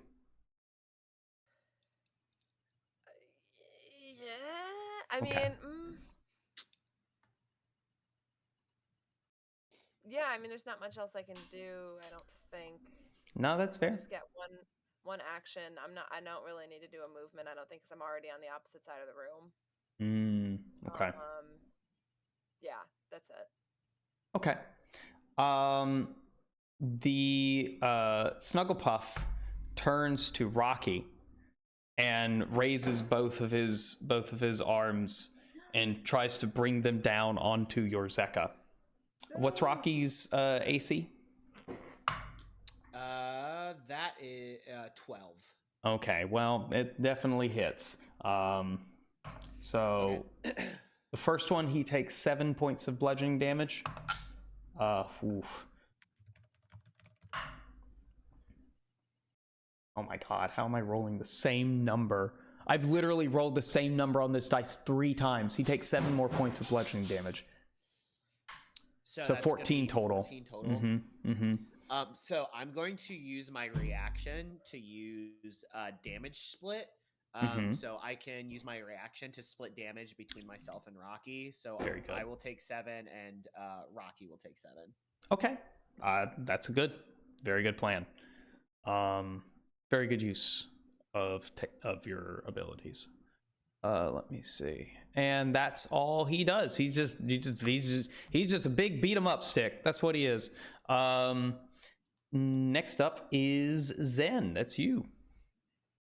Yeah, so I am going to communicate with Rocky. I'm going to tell Rocky to move over to kind of surround him, so that Rocky and I are flanking, so that hopefully we can get advantage on some of our attacks. Okay. To do that, you are going to have to one of you is going to have to get up on the table, because it's kind of a longish table. But you can maneuver-ish in a way to get behind him, as long as one of you gets on top of the table. Yeah, I'll say Zen is the one that kind of like hops up to does like a cool hop to get up onto the table. Yeah, no, sounds good. And because of positioning and also its cool cinematic effect, after getting hit, Rocky does a quick little cat scramble underneath the legs of the animatronic to get on the other side. So it's behind him now. Cool. Awesome. Very good. I'm gonna have Rocky. Yeah, I'm gonna have Rocky do a bite attack. Okay. I don't know why. It's your roll. That is going to be another gentleman's 20 to hit. Oh my god! Yeah, roll that beautiful bean footage. Yeah, it's going to be 1d6 plus 2. So that's going to be 6 points of piercing damage from Rocky's bite. Okay. And then Zen is again going to slash at it with his katana. Okay.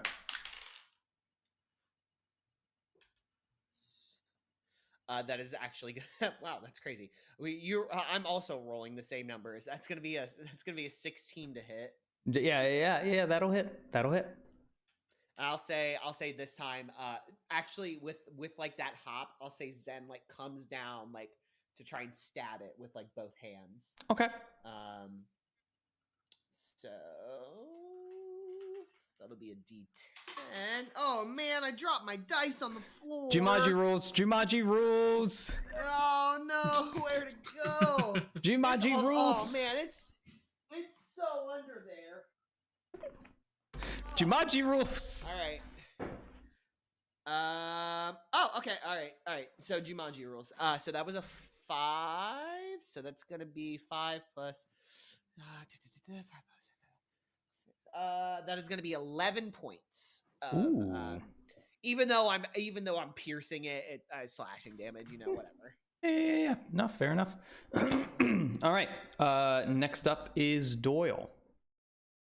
Yeah, so I'm gonna try and shoot it. Yeah, shoot it. That would be a 17. 17 will hit. Yes. Excellent.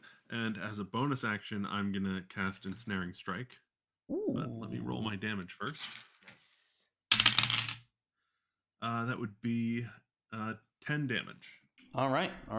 Yep. And Ensnaring Strike, it has to make a DC 12 strength check. Not the most, not the highest check it'll have to make, but still, it could roll a 1. Is this, if it fails this, would it be grappled or restrained? Yes. Okay. It would have the restrained condition and take 1d6 piercing damage at the start of each of its turns. Okay, well, the highest it rolled was a 9, so God, man, my dice are bad right now. But yes, it is. I'm fine with that. It is the condition that you have so forth elucidated to me. Okay. I had So advantage on that. Move. Okay, it can't move. Very good. It can't move, and at the start of its turn, it takes 1d6 damage. Ooh, okay, but can it still attack? I forget whether it was grappled or restrained. That's my fault. Let me double check that. While restrained,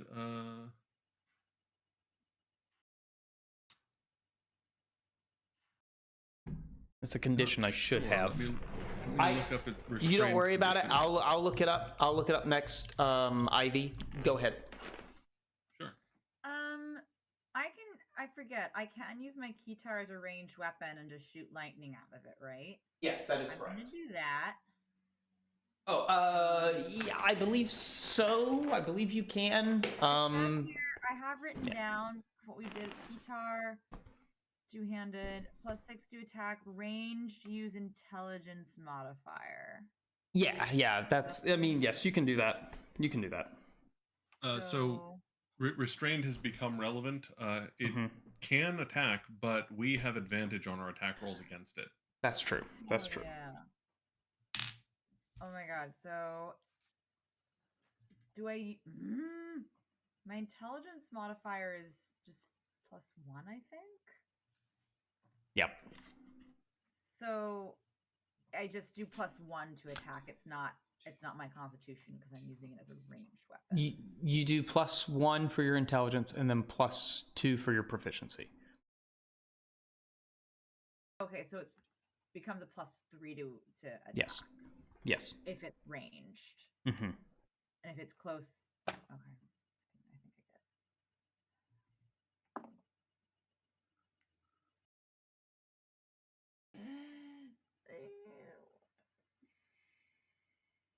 I think I rolled a 1. Oh no. Well, your lightning tragically misses. Was this an attack roll? Horribly misses. This was an attack roll. It was an attack Then roll. you have advantage on it. Oh, roll another yeah. d20 and take that instead. Oh yeah, that's right. I forgot about that. I didn't realize that applied to all of us. Yeah, that applies to everybody. Okay. But I now thought it doesn't have did. Hunter's Mark on it anymore, but I'm willing to sacrifice that for everyone else having advantage. Mm-hmm. Is that it's a 12. A 12. A 12 does not hit. Okay. Rip. Rip indeed. You suspect that not just the felt. You did hit a metal portion, but it's the as it's moving about, you didn't hit a critical point that would be like circuitry. It's as if its metal skeleton, the moving parts, the pneumatics, the servos are providing some form of natural armor, one could say, to this animatronic creature. Moving up next, and I know it's 9:06, we'll get to a break real soon. Cassie.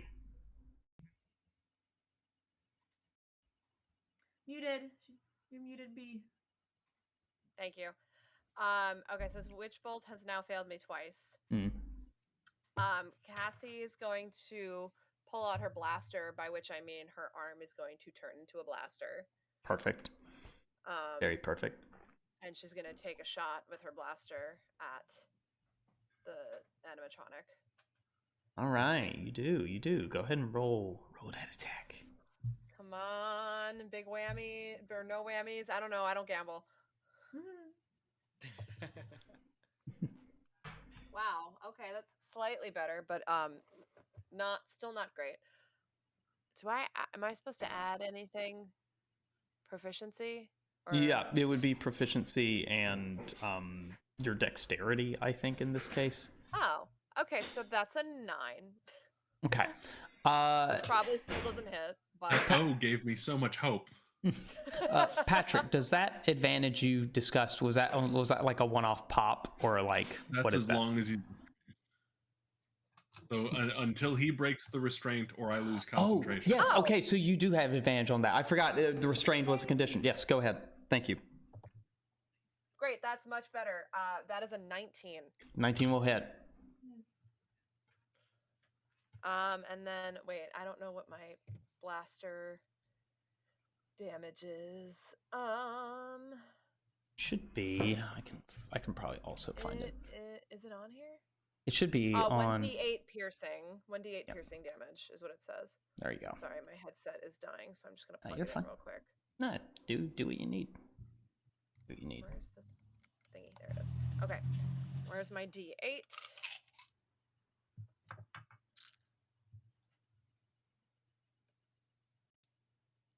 That's not it. Is it this one? Yes.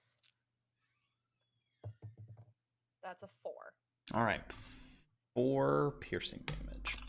Gotta keep breaking the lead on my pencil. Okay. Next up is the creature itself. I believe the only things in range of it as it tries to turn around, fighting this ensnaring strike. It turns to swing both of its club arms at you, Zen. It does so with with disadvantage. Sorry, because of ensnaring strike, because it is restrained. So it also takes 1d6 piercing damage. Oh, it does take 1d6 piercing damage. Thank you so much. Yep. All right, there we go. All right. As it turns around to swing, let's see, does a 16 hit? 16 was its lowest, I will say that. You escaped a crit, so that is better than nothing. Is that towards? That's towards you, Zen. 16 meets my AC. And meets and beats. Okay. It's the same number. It's the same goddamn number. His dice are loaded. This is rolled a 2. This is no. This is rolled a 2 every single time I've rolled it.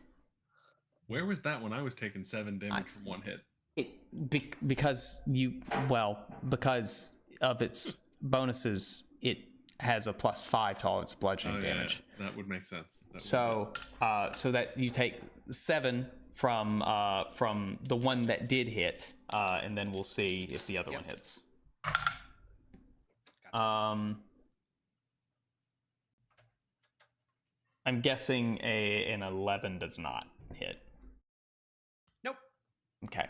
Then you're clear. Then you're free and in the clear. There, you miss. It misses. Thanks. So there you go. Zen, you are up. Well, if it ain't broke, Don't fix it. That's true. I'm gonna have Rocky do a bite attack on it again. Okay.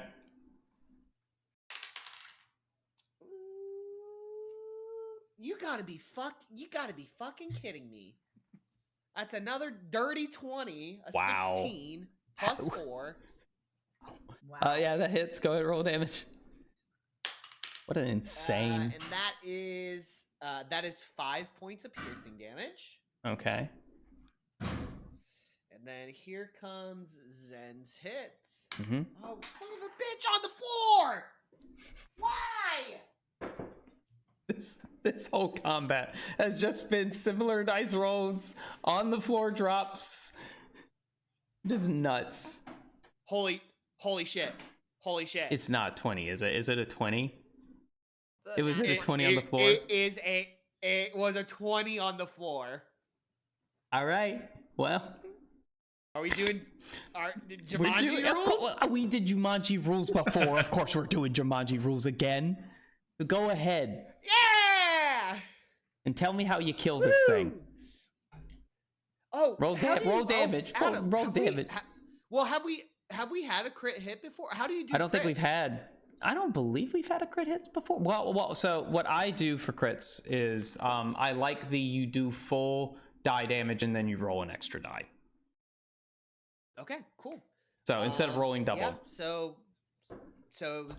two-handed. Rocky comes in. We'll say like Rocky comes in like with a bite and like kind of like tugs it, like gets like right on the top of its head and like tugs it. Yeah. And I see some like exposing like wires, and Zen just comes down two-handed and slashes at those wires for oofa doofa. So with the crit in total, that is going to be 24 points of slashing damage. Yeah, that'll do it. Okay, so Rocky like tugs at him into perfect position to line up the neck. You see time slows down for you as the servos and the pneumatics are like moving past one another, and like just as they hit a perfect slot where like the tiniest struts are visible, and it's very clear. Your katana comes all the way down, and it's like a flash. Like you come out the other side, and the animatronic looks unharmed, and then all of a sudden you hear metal scraping, and you hear wire short circuiting as the head slowly slides off of the torso of the neck of the animatronic Snugglepuff the dragon, and it tumbles to the ground, and it says very somberly as it winds down in its death knell, I just wanted a hug.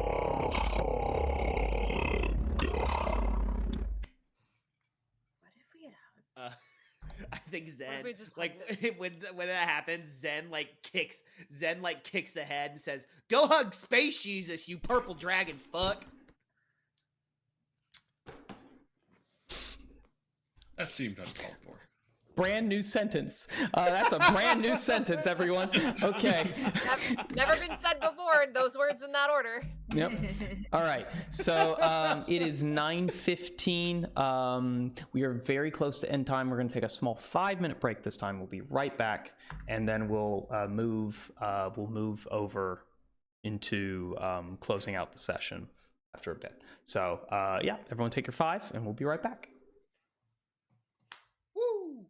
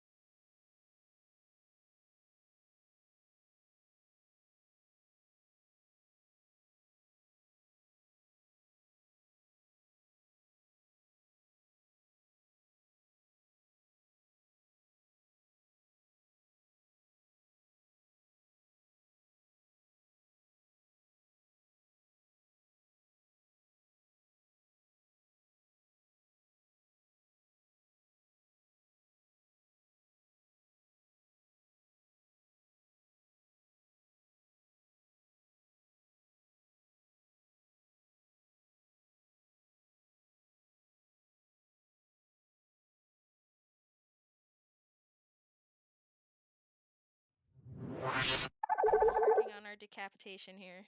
It looks fantastic. It honestly does. Hey everyone, we're back. We're just wait, is this gonna be the D&D equivalent of that darn dress? Like, wait, hold you, like, are you talking about the, oh yes, the whether it's like blue and black or white and gold? Ah, yes, I remember now. Yes, a sharp young man. I heard both. I just wanted a hug and I just wanted to die. Oh boy. I mean, with some of these filters, things do sound similar to one another. I love them all. My god, that's like excellent. Tara, I love the wire. I love like the wire color choices and like I love that. Fantastic. Thank you so much. Everyone, Tara, our amazing live sketch artist here, doing some work. Please go follow her. Tara, what are your handles for your art? So I've just got Instagram right now, and it's Adventure for Art here. There you go. At Adventure for Art. There you go. Please on Instagram. go check her out on Instagram. All right. So the Snugglepuff the Dragon animatronic. It is in the chat. It is in the chat. There you go. Snugglepuff the Dragon animatronic is decapitated, dead, not moving anymore. It has ceased to function. What would you all like to do? Congratulations. Can anybody detect magic or anything like that? I could have if I hadn't cast 2 spells in that combat. I don't think I have it. Although, isn't detect magic one of the ones that can be cast as a ritual? I think it can be. Identify maybe, I know can be cast as a ritual. Possibly detect magic as well. I'm not sure if glitch hunters are allowed to cast things as rituals, but that's right. Do you have ritual casting? That's a good question. Yeah, I don't think I do. No. It was a good thought, but you know. Okay.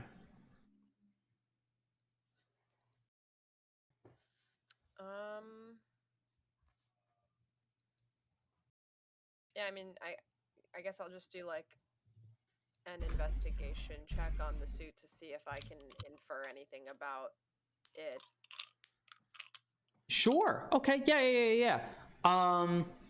You, as you're looking around the suit, you're investigating. It looks, I mean, aside from the rust, you find like a panel inside that basically, if they would open it up, if anyone else who was brought on to crew needed to work on this and had never worked on it before and didn't have anyone around or needed to run checks, it basically is a kind of like a library, a card in like a library book. It's like a maintenance upkeep, like what am I trying to say? A user manual? Not a user manual. It keeps track of when it was last maintenance and like first start of use. Yes, there you go. Yes, thank you. And you can see that there are not many entries, and the entries, there's like 3 entries, and they're literally like about a month apart from one another. And the last entry is basically when the show stopped being produced. Interesting. Okay. Is it possible someone was trying to cut corners and this Is that on a tragedy wasn't Friday? really the fault of an actor? It was well, I will say, you do say next check was supposed to be that Friday. So yes. Okay. Well, that was weird.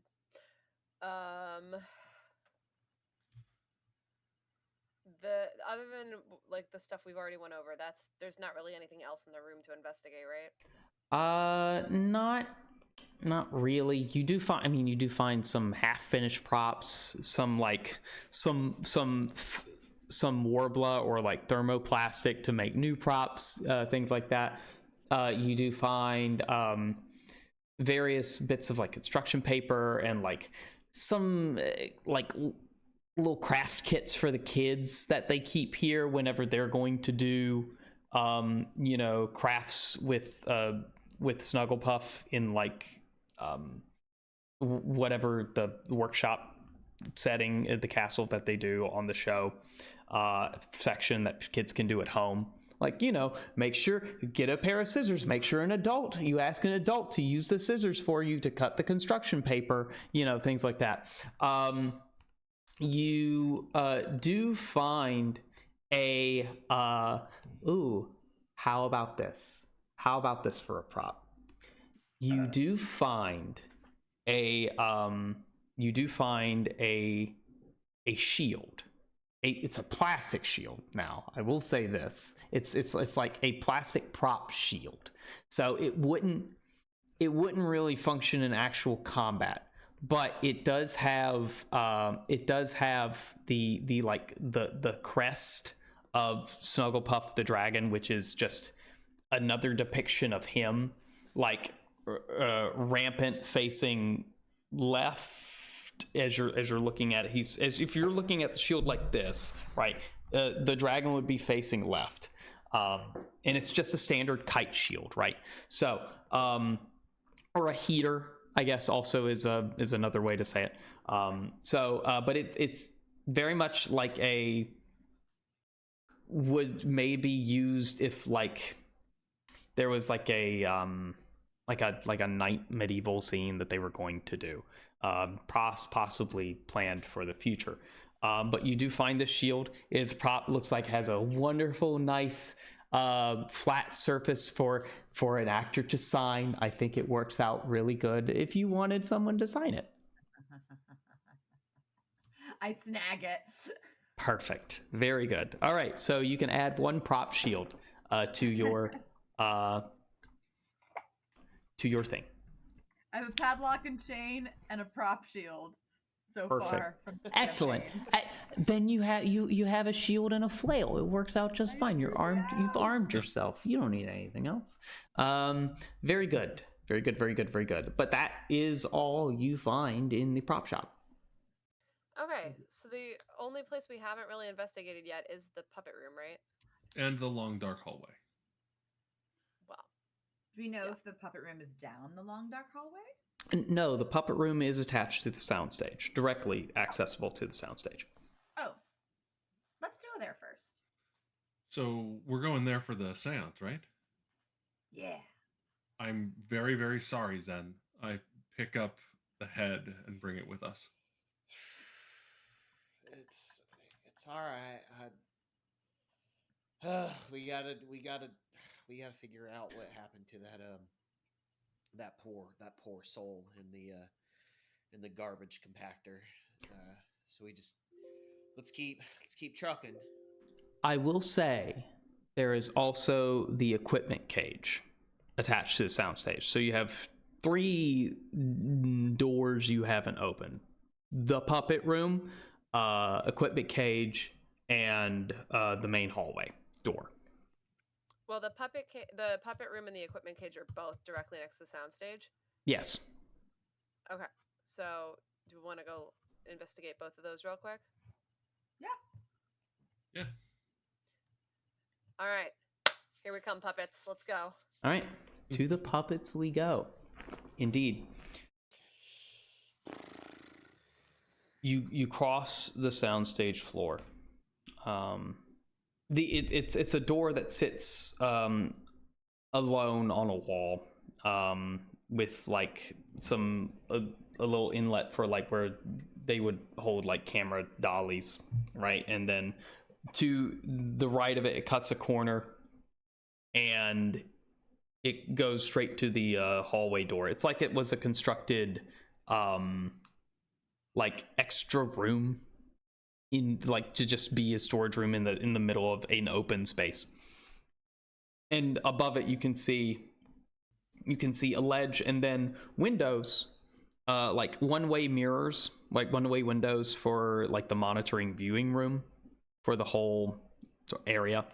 But you come up to the door, it's just a knob turn door. It's different from the other doors in the facility, which is noticeable to you because all you've been dealt with is like like turn handle. This is a knob with no padlock and no window on it. It seems to be like a wooden door. Okay. And on it, it just says the puppet room. Okay. All right. I guess Open the door. we'll try for the handle. Right. You try the handle. It's unlocked. You turn the knob. You push the door open inside.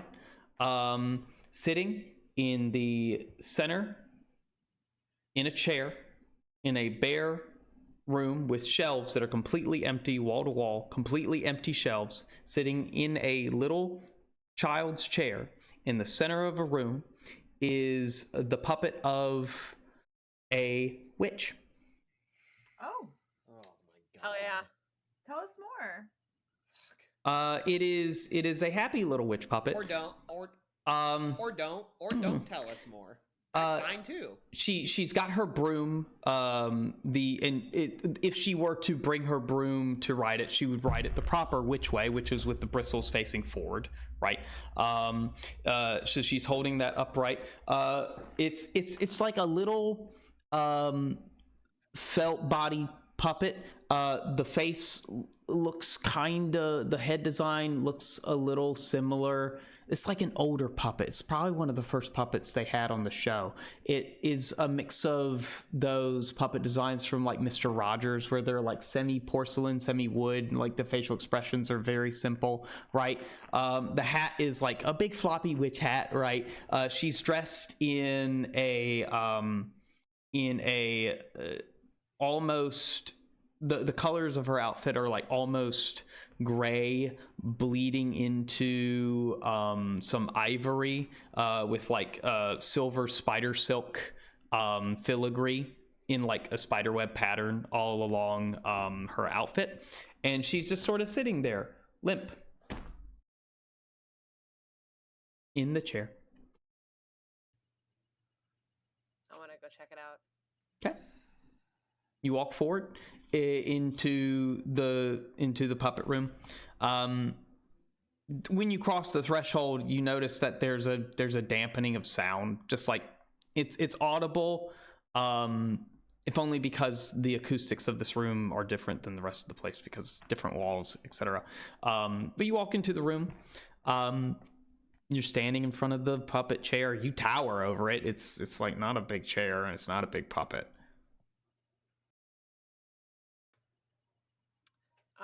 Is there like a name on the back of the chair? No, it's just like a chair that a kid who would be in the show would sit in if they needed a seat. There's like, it's not like a director's chair or like a okay, it's not like no, a no, makeup no, chair no, or something. no, no, Okay. no, no.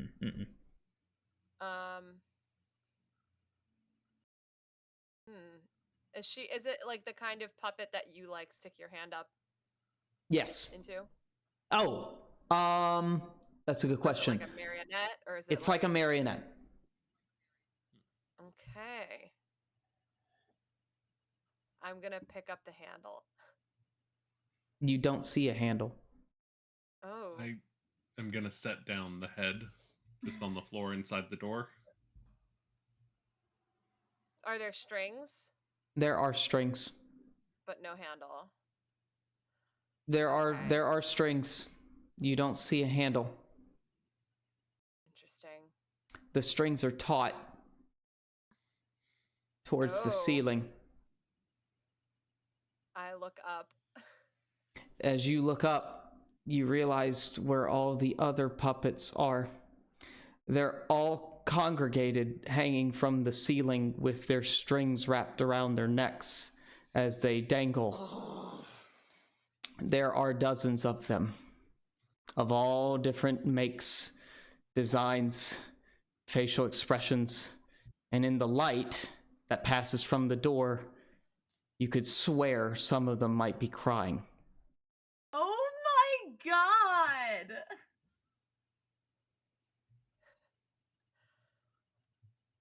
That's terrifying. Great. I feel like we're intruding. Is what Cassie's just gonna turn around to the rest of the party and go, I feel like we're intruding.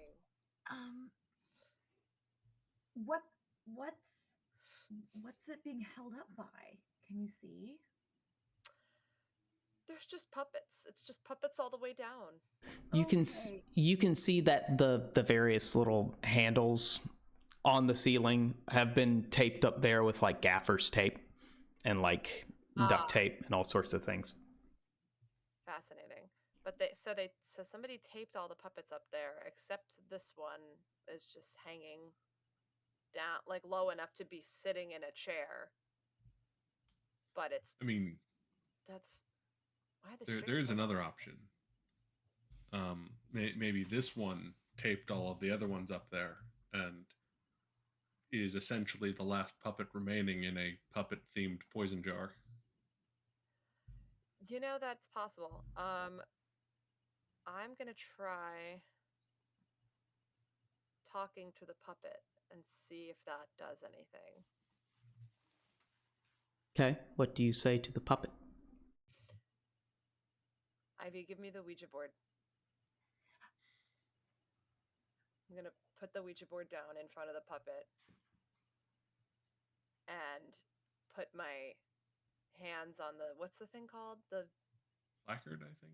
The placard, yes. Yeah. And or the planchette. The planchette, isn't it? Not planchette. Yeah, that's right. Yeah. Put I was close. I'm gonna look at Ivy as if to ask, like, do you want in on this? Sure. Let's talk to it. Okay. So we put our fingers on the planchette, and I'm gonna say, "What's your name?"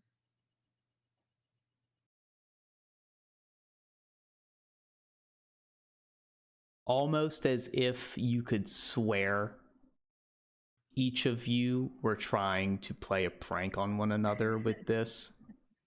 The planchette moves. And with the scraping. Oh, wait, what is the Ouija board made out of when you made this? So if we made our own, we actually probably drew it on a piece of paper. Okay, so it's paper. And then what are you using as the planchette? You can use a coin.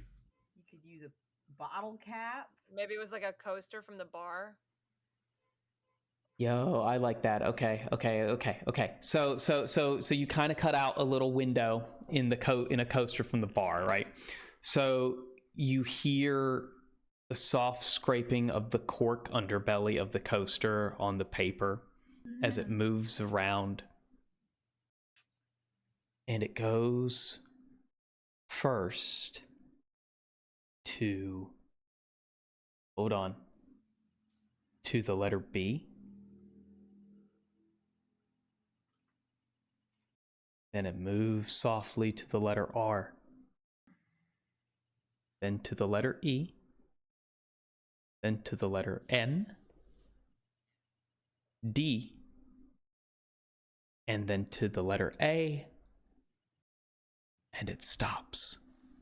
Hi, Brenda. Don't say its name! Don't say its name! What are you The planchette moves again. And it spells out in the same pace the word hello. I was gonna make a joke. I was like, B, and then you said R, and I was like, B. Arthur. No. You're talking to the ghost of B. Arthur. Jesus Christ. Okay. So I'm gonna. I look back up from the planchette, from the Ouija board, and I look back up at the puppet, and I go,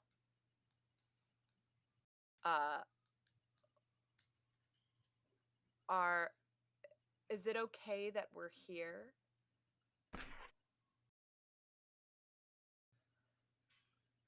It forms out a question a little bit more fast this time. And it asks you... It's asking me a question? Yes. Okay for who?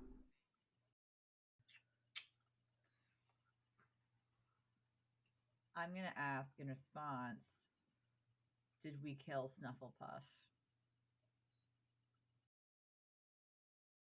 It moves over 100% with direct action and speed to the word no.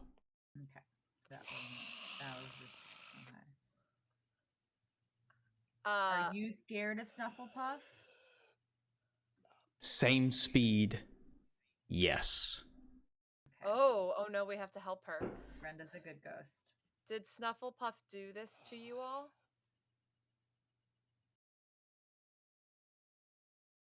The planchette vibrates over the word yes. Okay. Oh, And no! you hear a whisper from the puppet.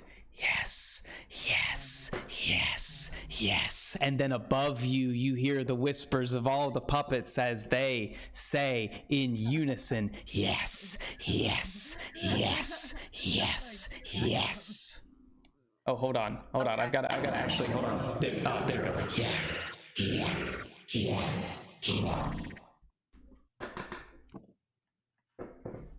Okay, I'm gonna ask Brenda, how do we stop Snufflepuff?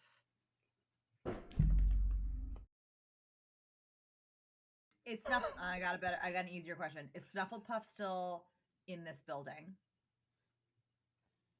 All of the puppets say in unison now, the planchette does not move. Okay.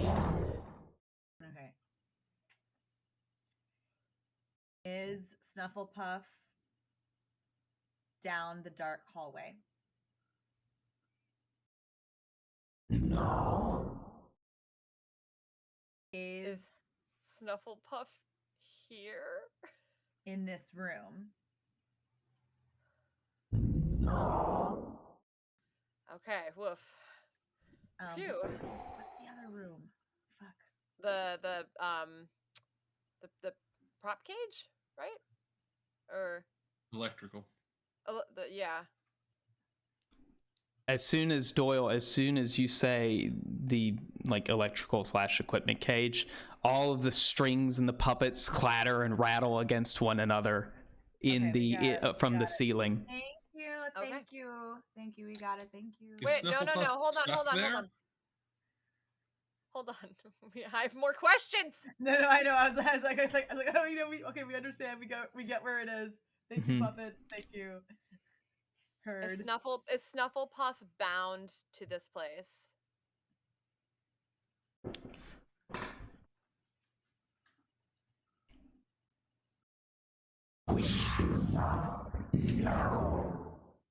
Oh no.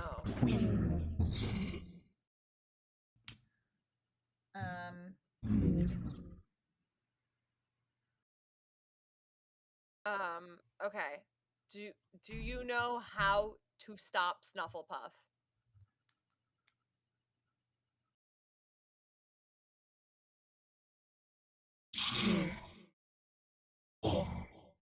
Might behold what we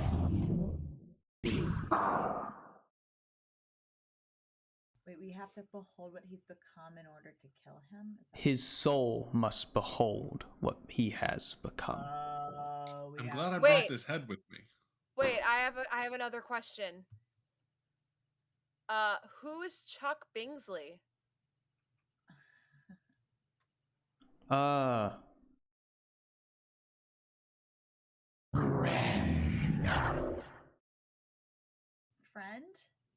Friend? Friend to you. friend do I. Okay. Oh, and I'm guessing Snufflepuff probably killed him, huh? Is that a question? I'm inferring that. I feel like it's a rhetorical question. Yes.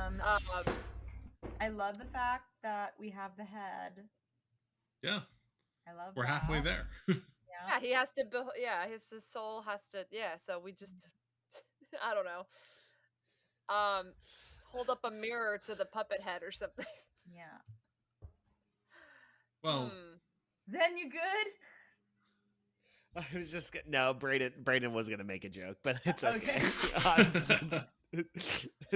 Brayden was gonna make a joke and say, "Whoa, we're halfway there." Whoa, my God. I'm so fucking scared. Okay. We have No, to Zen- save these Zen, puppets, like, again, guys. I feel bad. Look Yeah. at the cute little witch. I feel bad for her. We have Yeah, to help we have to Brenda. save the witch. We like the witch. Brenda's my Zen's just girl. in the corner, like profusely sweating still. I've known Brenda for 5 minutes, and if anything happens to her, I'm gonna kill everyone in this room and then myself. I think Please don't.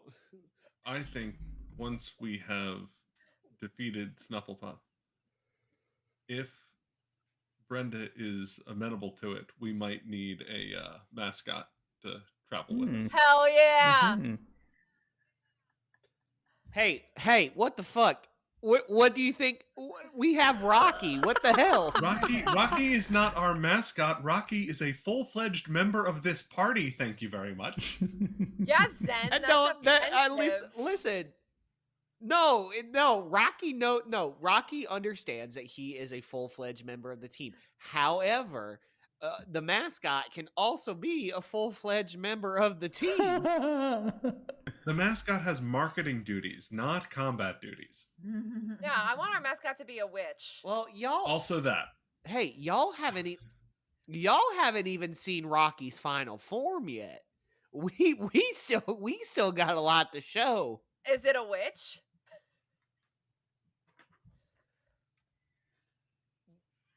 You'll have to find out. And I don't care. I feel like the silence was deafening there. Like, we know the answer. Come on. We probably also have to see what happens to Brenda after we kill Snufflepuff. Like, Yeah. if she might just like poof or like become a woman. Yeah, her What soul if Brenda might finally becomes be a laid real to girl? rest. Yeah, exactly. She becomes a hot witch lady. Yeah. Okay. Fuck. All right, we gotta kill. I this think we have some good information here. How do we stop it? Yeah, his soul must behold what he's become. Was that what they said? Yeah, that is exactly what they said. I think we go in prepared for combat, but lead with the desire to like lead with the head. Are we gonna have to? Is this gonna be some like after school special type thing where we just have to give like a heartfelt speech and like like look what you've become, Snufflepuff? That's not very live, laugh, then- love, girl boss of you. And then we have to hug the head. And we have to hug it out, yeah. And I can sing to it. We all Group You hug. whip out your we guitar, all, we do like- like a big happy friendship song. Yeah. Yeah. we all like break the fourth wall and we just go, "Hey everybody, thanks for tuning in to the SpellCast Retroverse. We all like to have fun here, but we just like to remind you, it's not okay to kill cast members and children. So, Yeah. you know, the next time you are thinking about that, let's maybe take a step back Next and time think you're about thinking of that." next time you're thinking of dabbling in the dark arts, maybe Don't. talk to a friend or a trusted adult. Don't just Maybe read a maybe Hex 101 maybe book reach and out know maybe how to reach curse out to people. maybe reach out to Space Jesus. He has all the answers. Are we gonna make a secret plan for fucking space Jesus and murder Jesus Christ? Love it. Oh wait, I did that in Whoopsie. Are we gonna make a chick track for Space Yeah. Jesus and Murder? I don't know why I did that in the thing. It's habit pressing a button to turn a mic on. Sorry. That wasn't the puppet saying like and questioning her. Puppets are pro Brenda's chick like, what the track. Got fuck are you it? guys talking about? Oh my god. Brenda's like, "Can you guys please stop it? Could you Go not? do this?" Please just kill Snufflepuff already so my soul can be laid to rest. You're taking forever. Do you have any more questions for Brenda? Yeah, how do we do that? How do we make his soul behold what he's become? Do we have to do we need to do more? Is the animatronic head enough? The tapes. Find the tapes. Okay, guys, we gotta Find go the down the dark tapes. hallway to find the tapes. Yep, down the dark hallway we go. Oh. Okay, I'm Oh, wait, starting- wait. There was a wasn't there an AV cart when we walked in? Yeah, we does find that the have tapes. tapes in it? No, that's the TV. We have to find the tapes and bring it to the AV cart, I think. Yeah, but like that's the first place we should look for the tapes just in case. I mean, we can. I have a feeling we're gonna have to go down that dark hallway. We definitely and are, maybe but we're into gonna the kick electrical ourselves room, if we do it the other If you way. don't check it the other way. Yeah. That's very true. Okay, well, the AV cart was by the soundstage where we walked in, right? Yeah. So yeah, it let's was. go back out to the soundstage and check the AV cart. Okay. Do you have any other questions for the puppet? Do you want to take the puppet with you? Like, what do you want to do? Brenda? I mean, I thought. Should we ask Brenda if she wants to? No, wait. I think we need to wait because we have to cut the tape off the ceiling and all that. Yeah, she's like taut. I think she has. I don't know if she can escape. Don't move. Yeah, We'll be right. back for you. the puppet shake. There we go. All right. So you head back out of the puppet room. When you all exit, the door silently shuts behind you. Okay. Not one of you closed it. Not a single one of you closed it.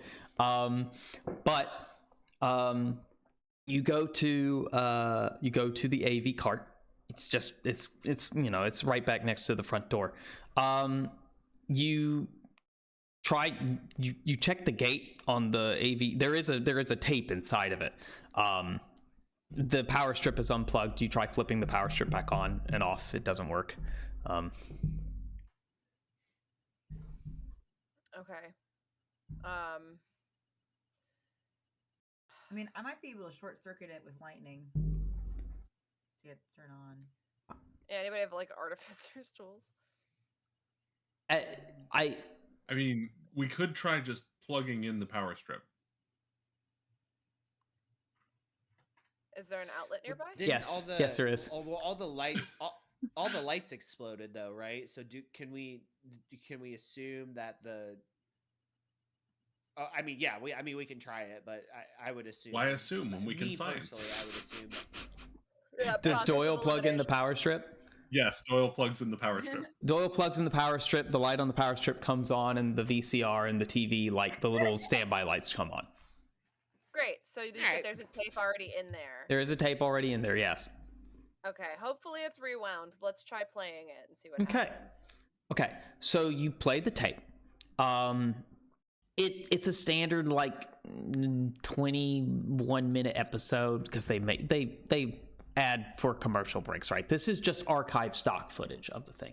It's basically in there. It is basically the pilot episode of Snugglepuff the Dragon, where they introduce the character, some of the side characters like the Minotaur chef, who I don't have a name for yet, and because I just came up with him today, so right here in the session. So here we are, improv, folks. It's live theater, folks. I'll let y'all come. Tell me when you come up with it. Gordon Ramsay. Like a ram. Oh my god. Wait, Goredon, because he's a Minotaur, right? So horns. Yeah. Ram. Perfect. Yes. Okay. Good. So, and he's very critical. So, which is half of why his spin-off show didn't work, because the actor wanted to remain in character and didn't prove to be too popular. On either side of a child's face and going, "What are you? What are you?" Yes. Oh my god. Oh my god. So, yes. It's just a very kid-friendly episode. Like, nothing's wrong. It was basically they went over the letter A, right, in the alphabet. They did a thing about like shapes, where they built like a little castle out of blocks like the kids did. They did a whole section on sharing, right, and like being kind to one another, as these two knights were squared off on a bridge, and they were arguing with each other on which one would get to pass over the bridge first. So Snugglepuff the Dragon came and resolved the dispute by pointing out that, there's space for both of you to use the bridge at the same fucking time. Like, just walk, just use your brain, that kind of stuff. And the episode ends like fairly innocuously. And they sing a happy song. Well, they sing the Snugglepuff the Dragon theme song, which is, we all had fun, but now it's time to say goodbye. Now it's time to say goodbye. Now it's time to say goodbye. We all had fun, but now it's time to say goodbye. I hope that you'll come back soon. I hope that you'll come back soon. I hope that you'll come back soon. We all had fun, but now it's time to say goodbye. We hope that you'll come back soon. And it plays off, and the credits roll, and that's the end of the episode.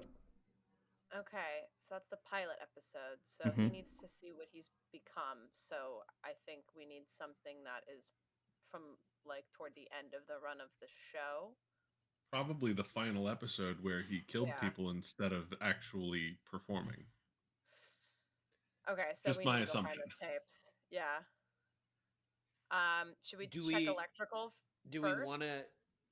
Well, that's where he is. So we if wanna we go take there this without tape this, we're gonna die. Just Right. do we want to take this tape just in case, though? I think so. Yeah, Yeah. I think I think Well, we showing need the like whole a AV compare card, and don't we? contrast is a good idea. Yeah, but we should Yeah. take the tape with us so that the tape doesn't disappear while we're looking for the other tapes. Right. No, I mean we're gonna take the whole cart probably Yes. with the tape and everything. So now we go to the creepy dark hallway to look for the other tapes. Very good. And so you go to the door that has the creepy dark hallway, and you turn the handle, and you open it up. And the camera does a 180 as the camera is in, for the audience, is in the dark hallway, and the door opens and swings inside, and it travels back, passing all the different little rooms and dark little side corridors, and everything fades to black as we end this session. Dun dun dun. That's like the camera just did like a Sam Raimi. Yeah, there you go. Yep. You know, like the Evil Dead thing where it just like along the floor. Yeah. That's the money right there. That's the spice. Love me some creepy Sam Raimi camera work. Let's go.